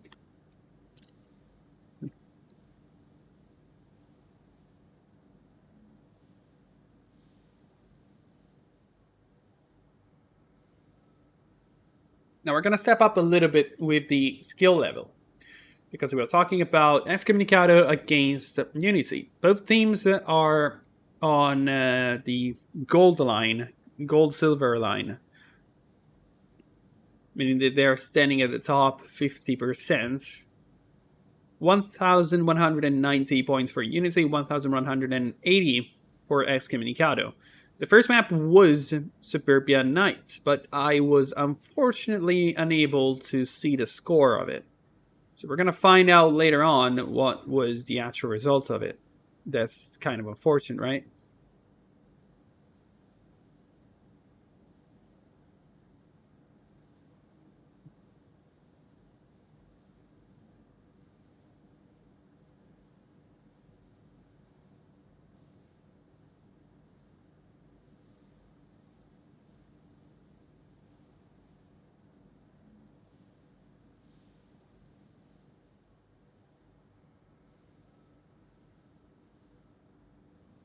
We're going to begin very soon. Seems like both teams are ready. Yes, there we go. All right, we're going to hop into the game.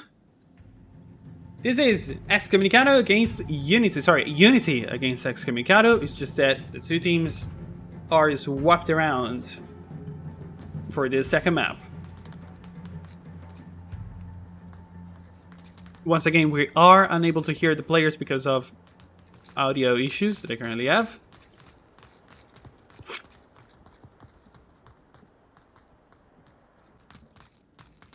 Going to begin with the uplink on -2. The same uplink we started with on the other match, which is a very interesting coincidence.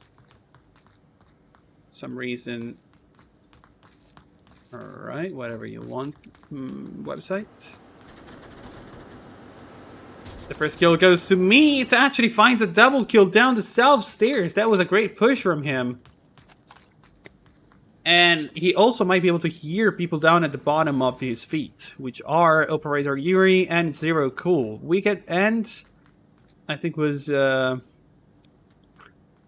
J-Stone. Yes, it was also J-Stone. Go down on the south stairs. That was a great push from Just Meat.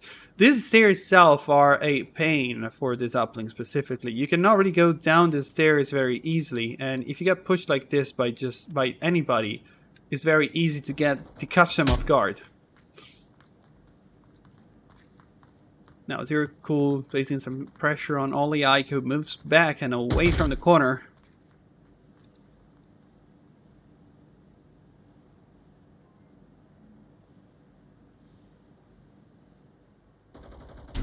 All the way into the tunnels west. You can see much more speed in the action right now for these teams. Zero Cool now moving upstairs from the north stairs. Nova's waiting here. Is he looking for this position? Yes, he is, but Zero Cool with an amazing shot finds the headshot. Gonna take down the player, and he's using the MK18 with the M203. Nice shot from Epic Funny Gamer, taking the headshot. Yuri, it's probably now aware that there is an enemy into the train. Shots are fired, but that is just straight up free fire. Fusion kills Seabass up on the north, and this means the last player standing is gonna be Operator Yuri.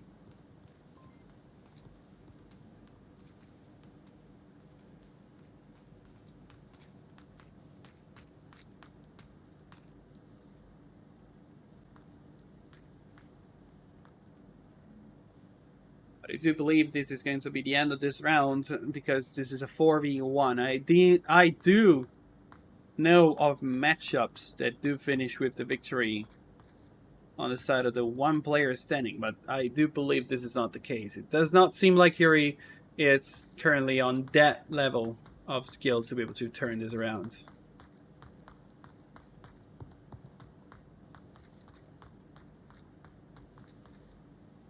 Yuri coming up the stairs. He's gonna be found out by whoever is watching this way. This is the guy. That's gonna be Epic Funny Gamer. Yuri just scavenging, trying to find anything useful. He's finding the M203. Honestly, that's a good thing. Is that a smoke? There is some smoke, and that is a decent one at that, but it does not really work that amazingly from this position. Or at least currently does not do what he needs to be doing. Yuri coming up this stairs now. Shots on M203, but he's up on the roof there. Not sure what the aim was at placing it there. Just gonna move all the way back. He's taking his time. It's fine. A lot of people do that, especially when they can. In this situation, you can and you gotta. 2 minutes, it's a lot of time to be working this around. The smokes that you place are not going to last forever, and he's actually running at the bottom of just meat feet, and only Ike as well. He's going to be heard. Is he going to peek aggressively, or is he going to wait out? He's going to try to see for a C4. He does not find any. Ike takes himself out with him. It's going to be a great kill. For a necessary death. Seems like, at least.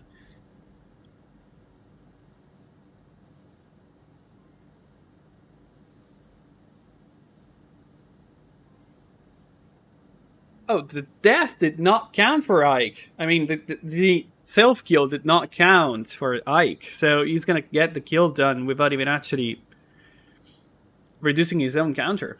Great for him.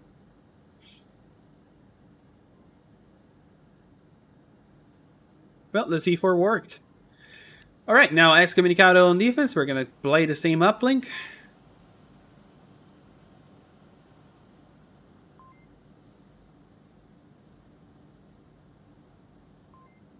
The mum no cavities. Oh boy. Free advertisement. Alright, so Excommunicado now needs to take this back. Defending this uplink, it's very great if you know the positions you need to hold. The thing is that once there is an opening either south, north, or west, it's very hard to be able to fill the gaps if you're not able to rotate as quickly as you require. In this occasion, Excommunicado was unable to break through the defense, and so there was no chance for Unity to show any rotation skill. The only rotation that was done was by Ike, but it was a defensive rotation to avoid engage when he did not need to do any. He was defending down the -3, and he decided that he was not risking to die there. That was a great call. I do that a lot myself. When I do fight against opponents and I know that I don't need to risk it, I'm just not gonna fight it.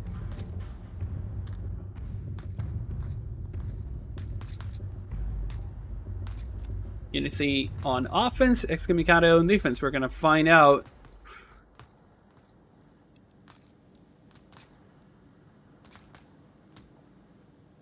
if Excommunicado is gonna bring out a defense capable of doing the same that Unity did on this round, on the previous rounds. Yay, nicely done by Zero Cool. And I did say yay for a simple reason, because I am an overpass defender myself. I do not fully like pushing all the way as Zero Cool did, but in this scenario it worked amazingly. Zero Cool holding off at the end of the corridor on the left side. He's gonna find the first kill. As Vision is gonna kill Seabass, so this actually brings the numbers down back to even. It was a misplay from Seabass, who was standing at the end of South Stairs. Had all the time in the world to do whatever he needed to do, but he did not, because he was unable to.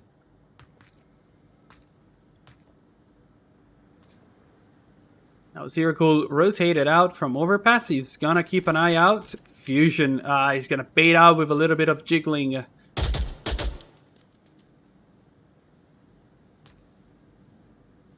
Shots fired from Zero, but he is gonna miss.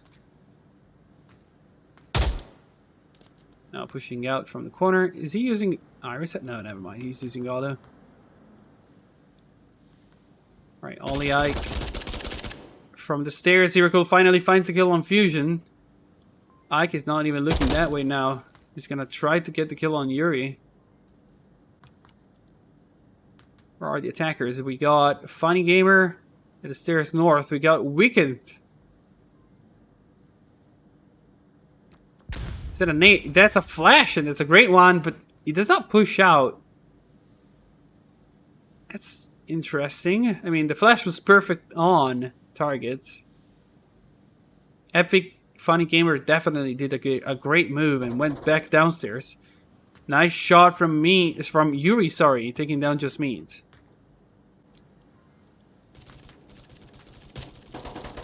Shots fired on Only Ike, but Only Ike finds Zero Cool instead. That's a great trade back. Still 3 against 2, but I do trust it. Weekend, yeah, he's just holding him. So great. The thing is that if Epic Finding Gamer, he's not even sure if he can push out of here. What weapon is he using? A G3A3. That's a great weapon. Can only Ike aim at him from this corner? Well, he could, ideally, but it's a very tight corner. Nicely done from Yuri. Headshot straight in the face on Only Ike. A flash was thrown. Yuri's pushing in. Is he gonna try to go for Funny Gamer? He does get the trade, and he does get the victory for Excommunicado. 1-1.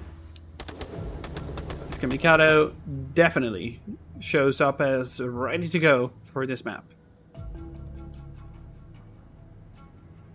Well, -2 was definitely a great show of discipline from both teams. Greatly done by all the players. Seems like in terms of overall kills, though, Unity has been doing a little better. But Excommunicado has not really dropped back at all. We're going to find out very soon if that is going to translate in more or less points.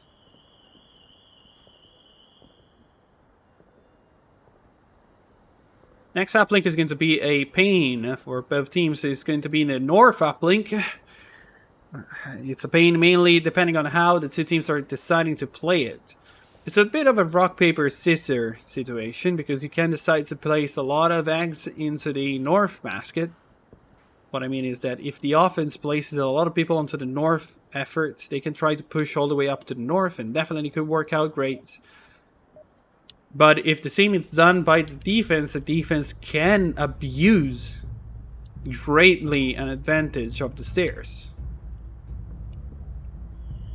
Now, thing is, we're going to find out soon what Excommunicado is going to do. Round number 3 is going to be played with Excommunicado on offense, Unity on defense. 2 players getting down at the bottom floor. And then we have 3 players taking the Chinatown. Yes, very defensively, staying back, not pushing, not aggressively going for it. DJ Stone, Wicked, and Seabass all holding in the corner, waiting for anything to happen. The bad thing and the bad news for Unity is that they decided to not even place anybody at the top. I fully disagree on this decision, mainly because now you can allow them to just move forward. And once they get the position at the top of the stairs, they hold a very strong advantage. They can place down smokes and choose whatever to do next from the top there. And 2 free smoke landing onto the uplink is going to be a pain for the defense to deal with. Fusion is standing beside the trash bag. Careful with the shots there. Just me shooting into the smoke. He's nearly killing Ike. Ike found by Zero Cool. Comes up the stairs instead of smoke. Yes, that's a smoke, and that's a great one, because if there was anybody into the rails, it would have been stopped with that. And the same goes for this one. Great job for the offense. But Fusion is gonna find Zero Cool. That's a 3rd smoke. The shots from Fusion. Yuri is also gonna go down. That's bad for the offense. They're gonna lose 2 players out like that. But the main offense is still yet to push over. A lot of smokes onto the stairs. Seabass and TJ Sorn are not coming through this way. That's interesting. Wickens is gonna need to hold the corner.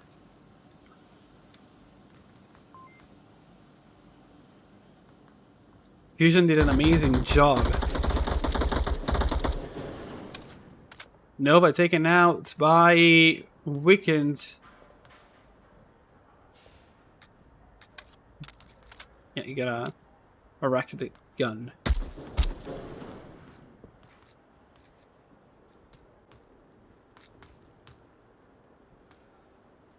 3 against 3.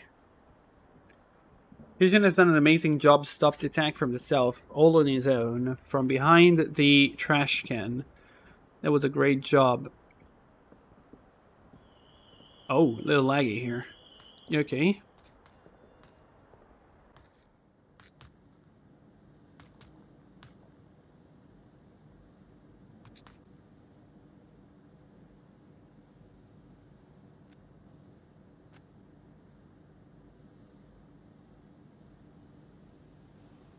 Now, the objective for the office would be to find out where the remaining where the remaining defenders are at. Oh, it seems like Weekend wants to push down on his own from here. Shots fired, but is it pressuring? Is it trying to bait out?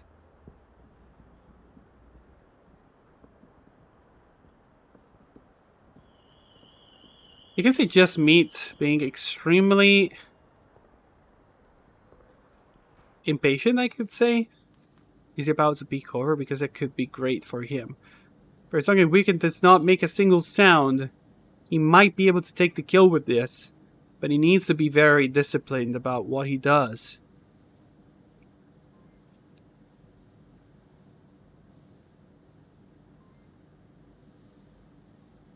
Slowly taking each step. Ah, that peek! But it does not work completely! Takes the kill. Epic Funny, though, does the refrag amazingly. Fusion, it's going to come over to double check.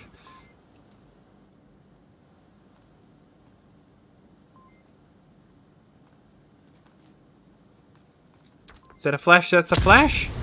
Did he hit? No, he did not hit! Fusion is taken out, so the last defender, it's Epic Funny Gamer. He's gonna come out. He's gonna flash. He does flash. Shots fired. I think the flash did not hit.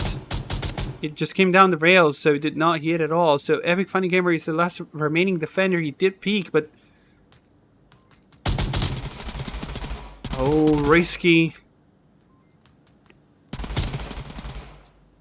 Shots fired from both.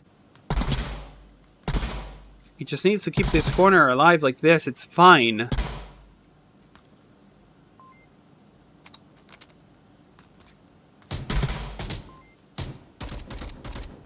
Do they have smokes? Do they have utility? Do they have anything? I think they did throw everything from the north before.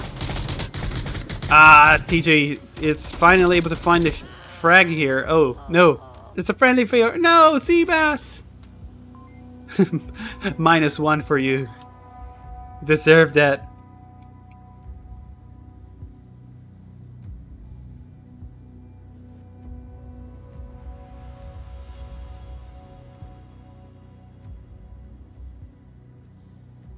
Great and well done by Excommunicado. Wicked with the push down the north stairs. Managed to find the kill on Just Meat. The peek from Just Meat was almost great enough to find the kill himself, but he was not ready to shoot the second time he came over the corner.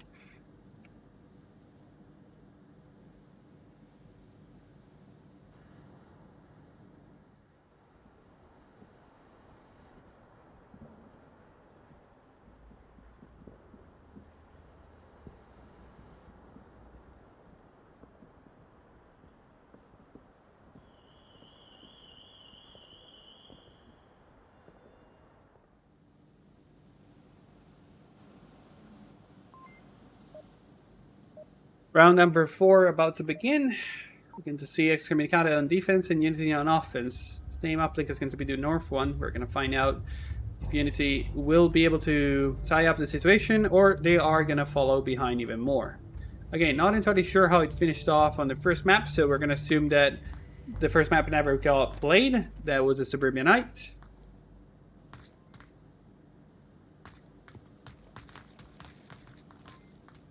Alright, so starting off, Yuri places a C4 on the trash can. That's a great C4. TJ Stone at the end of the hallway here. Alongside Yuri, we got Weekend at the North side of the hallway. Is he gonna find Nova? Nova taken down with the C4 and nobody's here to support him. Great C4 from Weekend.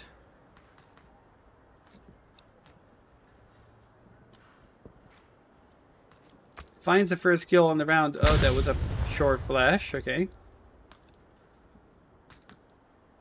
I don't know why Nova decided to push on his own, but that did not work great.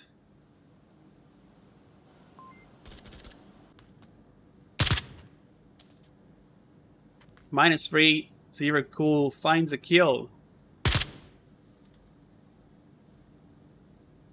Was that Fusion? I think it was Fusion. No, it was Ike. Ike was taken out while crossing on -3. That was a great pick from Zero Cool. Now Epic Funny, it's about to come over the exit. Possibly. No, he's waiting from any possible flanker. But it seems like nobody's about to come through that. What side? Oh, Zero Cool is about to come up the stairs. But he cannot find Fusion like this. Is he gonna peek somewhere? Oh, if he peeks towards the east, you might be able to see Meat. Fusion is out in the open, but he cannot see him because there is a pillar. And he might be able to find Meat if he just plays slow enough.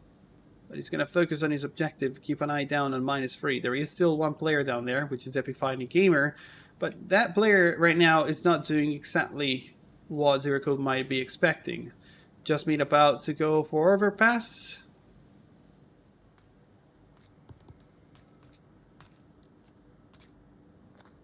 Never mind, he does not go for overpass yet. Fusion in the meantime slowly moving to the corner. He's gonna drop down, find a kill on Seabass. That was a great kill. Zero Cool finds Just Meat, finally peeking over the overpass stairs. Now Epic Gamer is right there. He does not peek over. He's not gonna find a kill. That's a little late.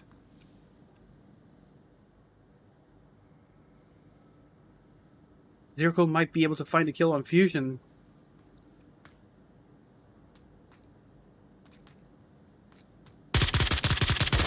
And he does find him. So Zero Cool shuts down the offense. And the last player is going to be Epic Funny Gamer.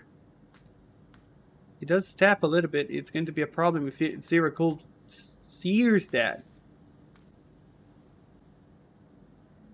In the meantime, everybody from the north is basically doing nothing much but waiting. For some reason, Wicked decided to just go back at the bottom. Oh, Zero Cool. And he does find Epic Funny Gamer as well. That's an amazing play from Zero Cool. Great and well done. This defense was a lockdown of the uplink. North was not to be captured or won by Unity on this chance. Unity now is running behind Excommunicado, who's standing on the map point. 8 kills in total for Zero Cool, winning this map on his own for Excommunicado, basically. Fusion did an amazing job so far, got some kills here and there, but unfortunately has not been able to impact more than a single round, which was the defense north.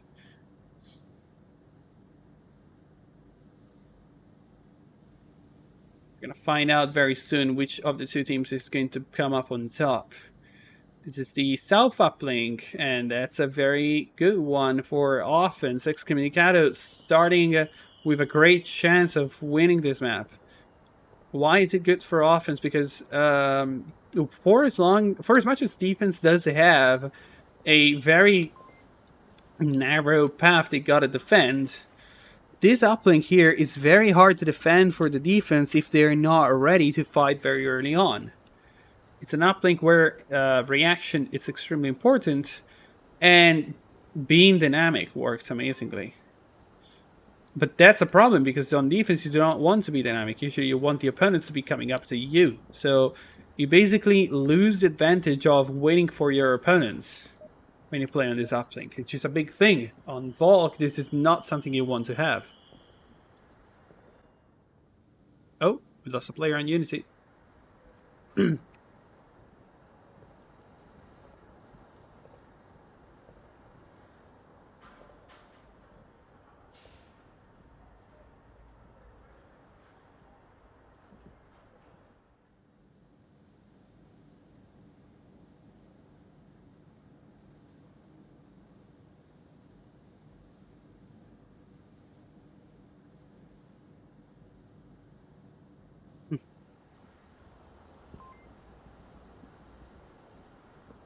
So, very well done. Excommunicado is doing a great job.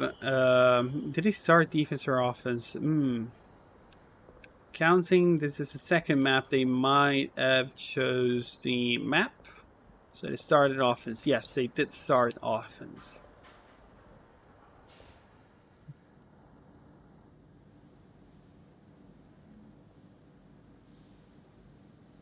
Might be a great map choice for Excommunicado. Interestingly enough, Unity brought the fight to Suburban Knight on the first map. I'm gonna find out very soon who most likely could have won that. Not sure again, but we're gonna find out very soon. Oh, by the way, we got a Sapphire.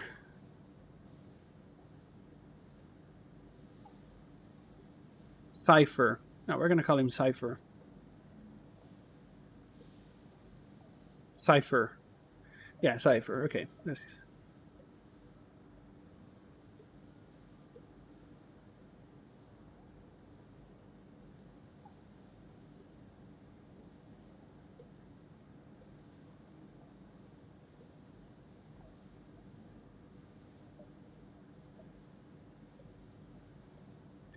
Alright, so Excommunicado has...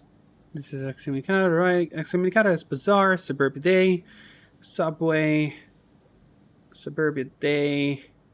We don't really have a Suburban Knight here by neither of the two teams. Oh, yes, we do. We do have a Suburban Knight, and that was chosen by Excommunicado. Suburban Knight chosen as... played once, and they won 4-3. On the other hand, Unity never played on Suburbia Knight, but they did play on Suburbia Regular with a 64% win rate on rounds. Which is fine. It's not a big map, and it's not a very huge result, but...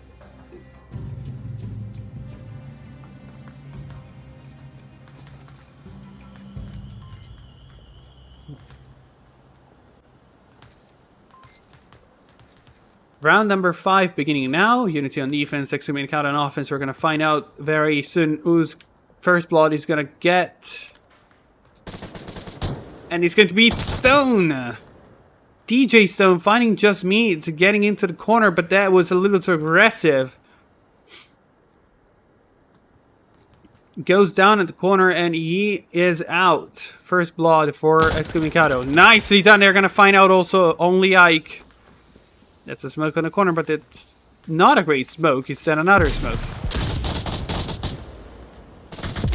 That's a frag, and it works! It works by sheer luck, because Ike moved out of cover. Seabass finds the kill there, and Nova takes down operator Yuri and Stone. It's also taken out with a C4. Seabass already went over the corner. Yuri's still alive with operation there. Is that a flash? Yes, that's a flash. Friendly is important for the rest. Seabass is going to go for the rest on Stone. All 5 players on Excommunicado are alive. Was that A&M to a free smoke? Yes, that was. Zero Cool is going to place one in the middle of the corridor. There is a lot happening right now. DJ Stone goes down to Nova. Arrest happens. Yuri is back alive. Fusion, it's unsure about what to do next. Wicked, is he gonna push for the smoke? Why do you do that? No! What a mistake. Wicked.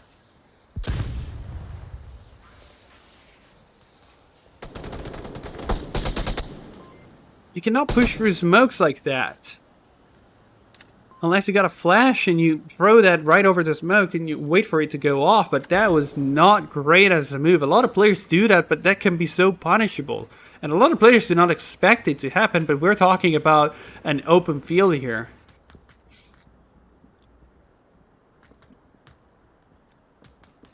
Sorry, not an open field here. We're talking about a tunnel corridor.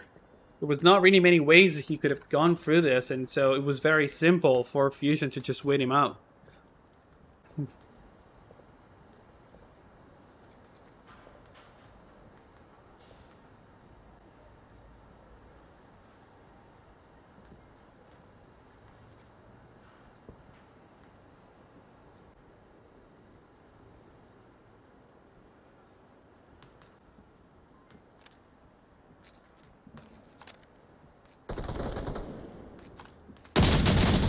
Cypher finds the kill on Seabass. No, and Fusion both are taken out by Yuri! Yuri with the pre-fire takes down 2 players of Sapphire now. But Zero Gold comes from the backside and finds the kill, and it's going to be map for Excommunicado. Amazingly done by Excommunicado. That flanking from Zero was completely not expected for Cypher.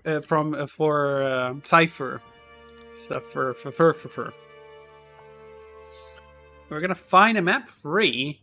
Cargo. Wow, what a choice.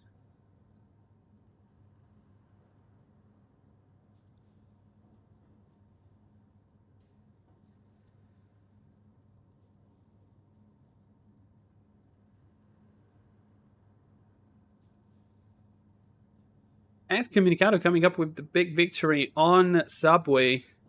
So now it's all in cargo. Again, I'm not sure about if Suburbanite finished with the victory of either Excommunicado or Unity. Counting that Unity now shows it cargo as map number 3. I'm not sure if to align it with a choice of let's end this quickly, or we are actually committed to win on this. We're gonna find out very soon. Cargo. Let's see. Excommunicado. Yeah, Unity, sorry. What the hell?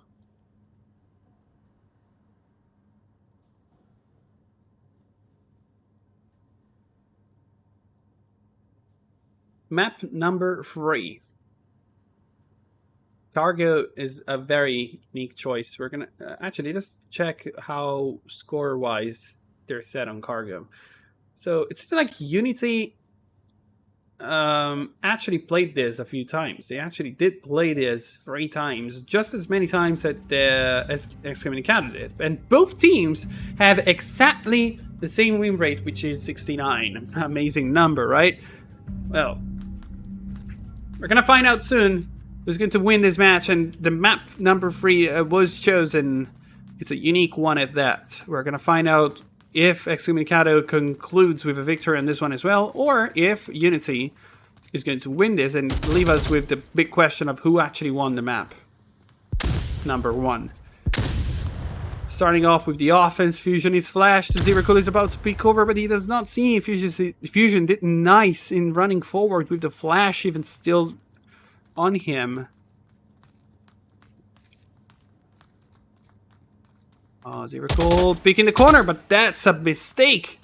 Fusion was waiting right over the corner and took the first kill. First blood for Fusion against Excommunicado.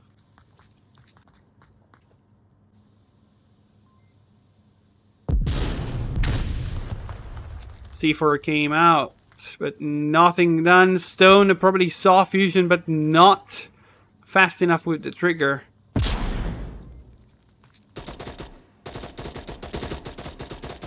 Fusion baiting the shots.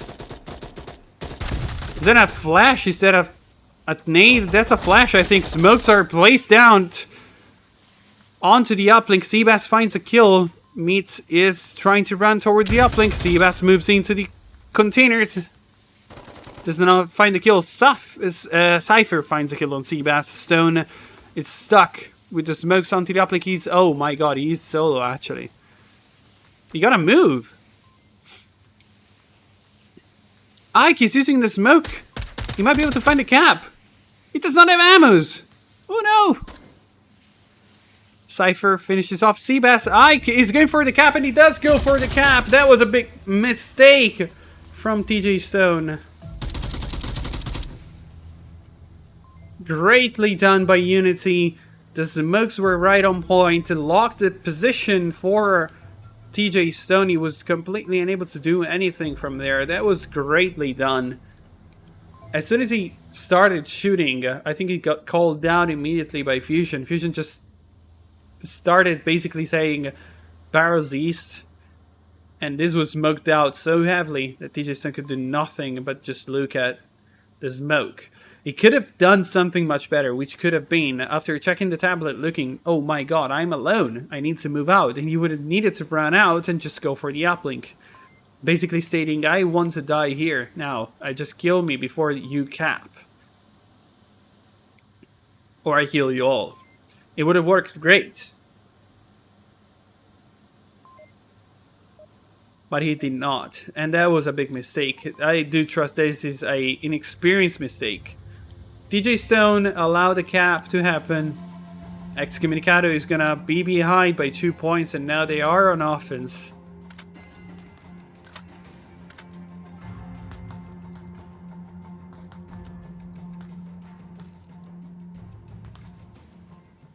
Around number 2. Let's see the setup for the defense. Ike. That's a nice M203. Not maybe an amazing one at that. We could find a kill on Ike, and he already goes for the uplink. He sees Fusion, finds 2 kills before getting traded back. But he's still alive. Can be rest. He is gonna be rest. There is a lot of smokes onto the uplink and might be able to do something. Weekend just tries to go for it. But there is not enough smokes on the line. 2 kills coming over, and a nade from Seabass. What was that? Oh my god. That was quick. Excommunicado closing with the victory in this round. That was very fast and with a lot of interesting kills, especially the last one with Seabass getting the revenge kill with the nade.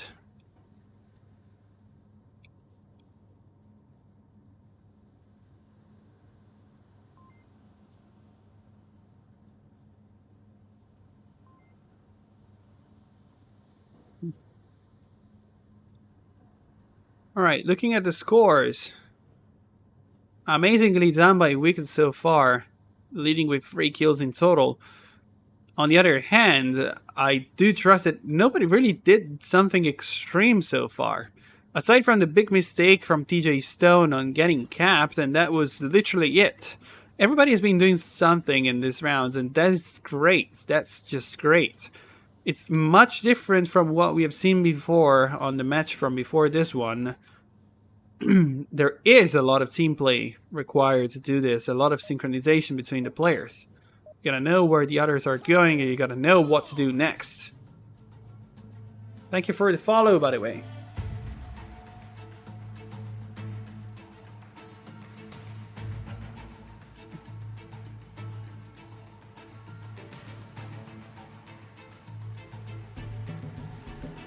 $4-0 for Unity. Thank you a lot. Thank you a lot. So this means that this is a decider.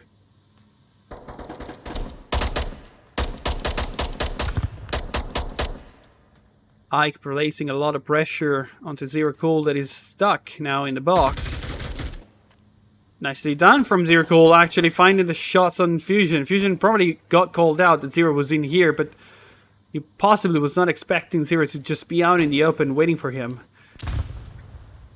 Cypher playing aggressive with the flashes, moves out of the tunnel. Now he is kind of stuck. It's a C4 that goes off, but he's a little too early. Shots fired on TJ Stone, but TJ Stone is going to find Nova. So another kill for Excommunicado. Now Cypher checking over the corner. Yuri's there. That's a flash. The timing is impeccable. But the flash does nothing because nobody's pushing it.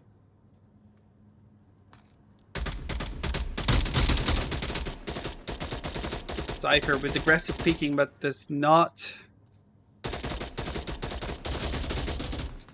find the kill. Just beat in the meantime down the center. Finds the kill on TJ Stone.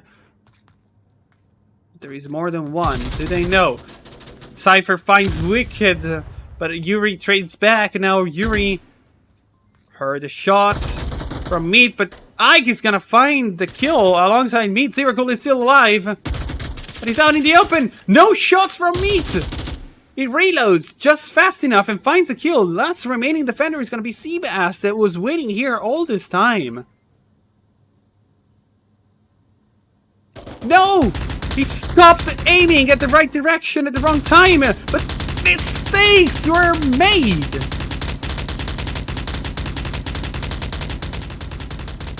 Meat decided that he wanted to place a smoke, but that was a big mistake. By throwing the smoke, he gave up the timing. Seabass was literally distracted for that split second. Everything that just Meat needed to do was to peek over the corner back with the gun or either keep running forward. And if he would have done so, he would have been able to put Seabass at a very disadvantaged position. Because if he pushed northwest, while the last defender is northeast, they got much less cover to deal with.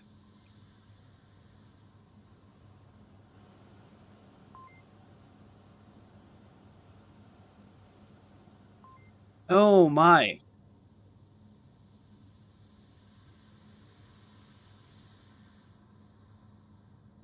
Amazingly done. Just Meat nearly managed to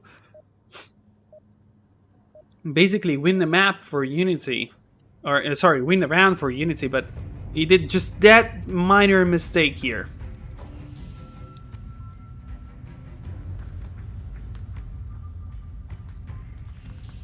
Excommunicado on offense, Unity on defense.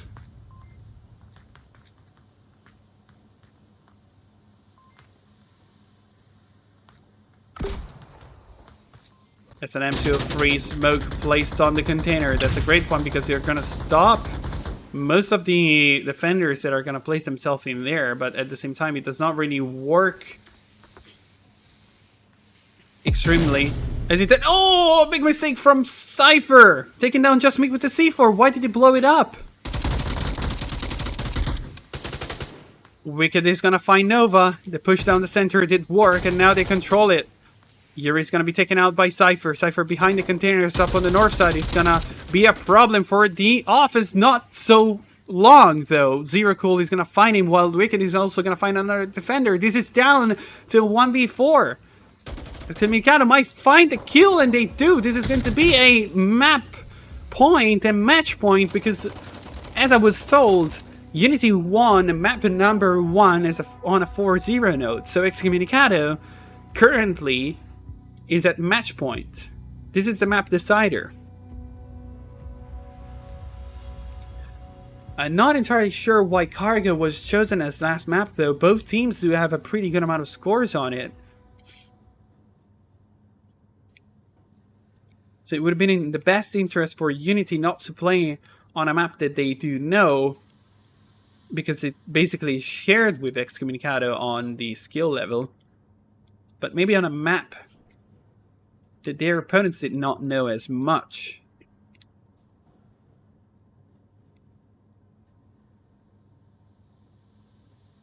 Two to three. Excommunicado looking to close the map and close the match with a victory. This is not the time to lose focus.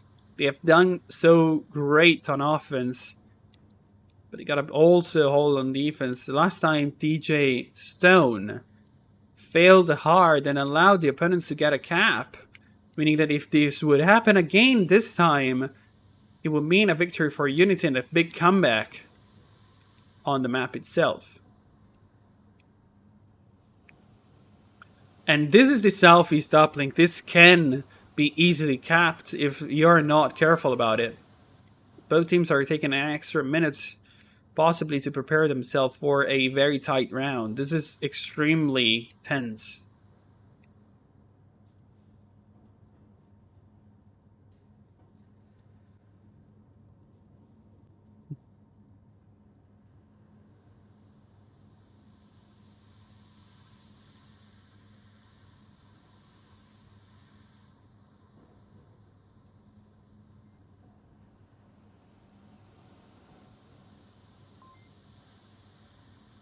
Are they gonna start?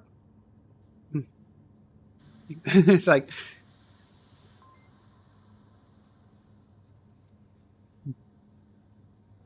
Everybody is ready. Come on, let's go. There you go.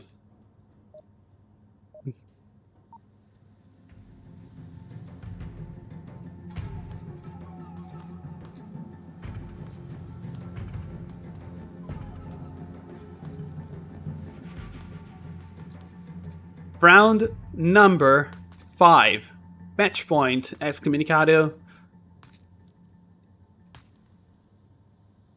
I find out pretty soon if they're going to be able to win this or if Unity is going to bring it to the free tiebreaker match point.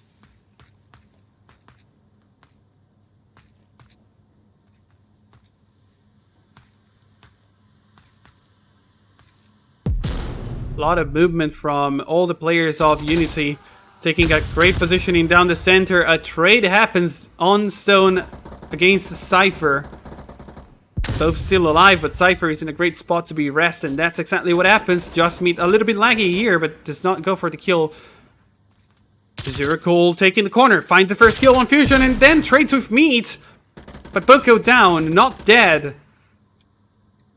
Meat is still alive, can be rest. Cypher just needs to go for that amazing shot from Ike on Seabass. Excommunicado down to 2 players. Unity might be able to bring this to the freight 3. Gotta be very careful with the friendly fire. Cypher shooting into the container. Shots fired. Another trade comes over. Yuri, it's taken out. Wicked is the last remaining defender. He has a great position to keep an eye out for the uplink. It just needs to keep looking over. Ike is looking this way. He's gonna place down a smoke. That's a great smoke. If another one is placed in front, to work amazingly, but Wicked, it's taken out by the pre-fire. That's great from Wicked, but very unluckily for him. He was in a 1v3. Just Meat was winning up on the north. He's gonna be taken out. This is tiebreaker match point for both teams. Wow. Alright. And we're going to see Excommunicado on offense, Unity on defense on this southeast uplink. This is going to be very tense. Oh my. Just Meat with 10 kills. He is demolishing this map.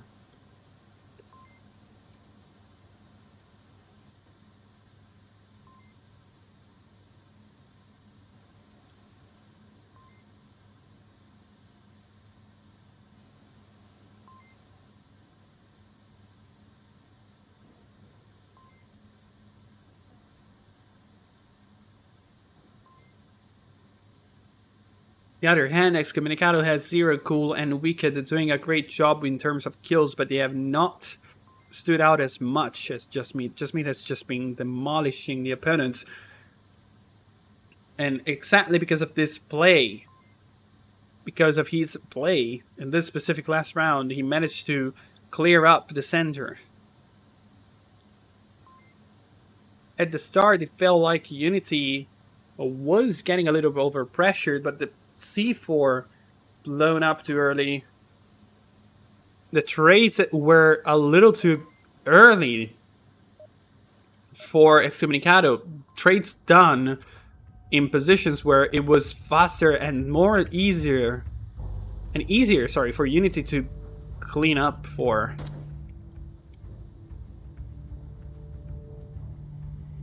It all brought down to this.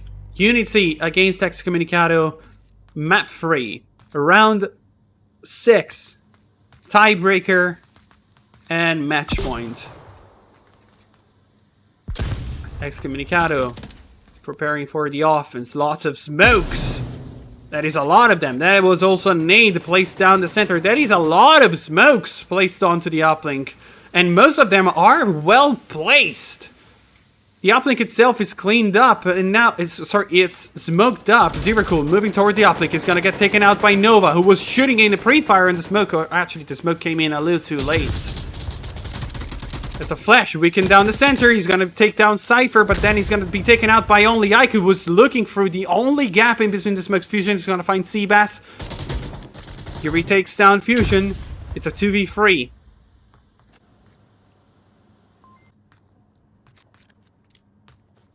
DJ Stone and Yuri. DJ Stone pushing forward the center, takes out Meat, but then he's taken out himself. Ike is at the uplink. Stone taken out. Nova! Trade! No, Yuri takes the kill, but Ike finds the kill last. It went down to the last player. Unity is gonna find the victory on the last player. I did not really understand. It seemed like it was a trade. Yuri did find the kill, but he was unfortunate enough because because Ike decided to rotate out from his position, and he saw that Yuri was coming up from the north. Unity takes the win at the last round. All right, nice, amazing. That was amazing. Sorry, it was 4-1 here, not 1-4, not 4-1.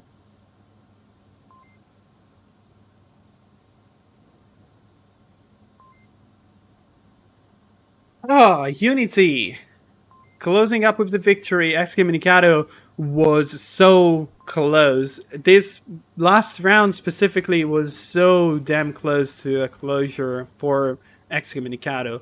Like, I don't really think that there was any major mistake aside from maybe the pushes into the smoke. Like, when you want to push like that, like Wicked and Zero both tried to use the smokes at their advantage, but unfortunately for them, even though the smokes were amazing, by pushing for the center, they used the only... They went through the only few gaps in where Ike was able to just get those kills out. It was very, very unfortunate. Great job by both teams. It was an amazing match. Unfortunately, we lost. Suburbia Night we could not follow, but Subway and Cargo proved to be enough to give us a lot of show. Great job, Unity, for getting the kill and getting the win. Excommunicado was so close, but it was just that far away from getting the victory. We're gonna see you on the next stream. Thank you all for following, and have a good evening.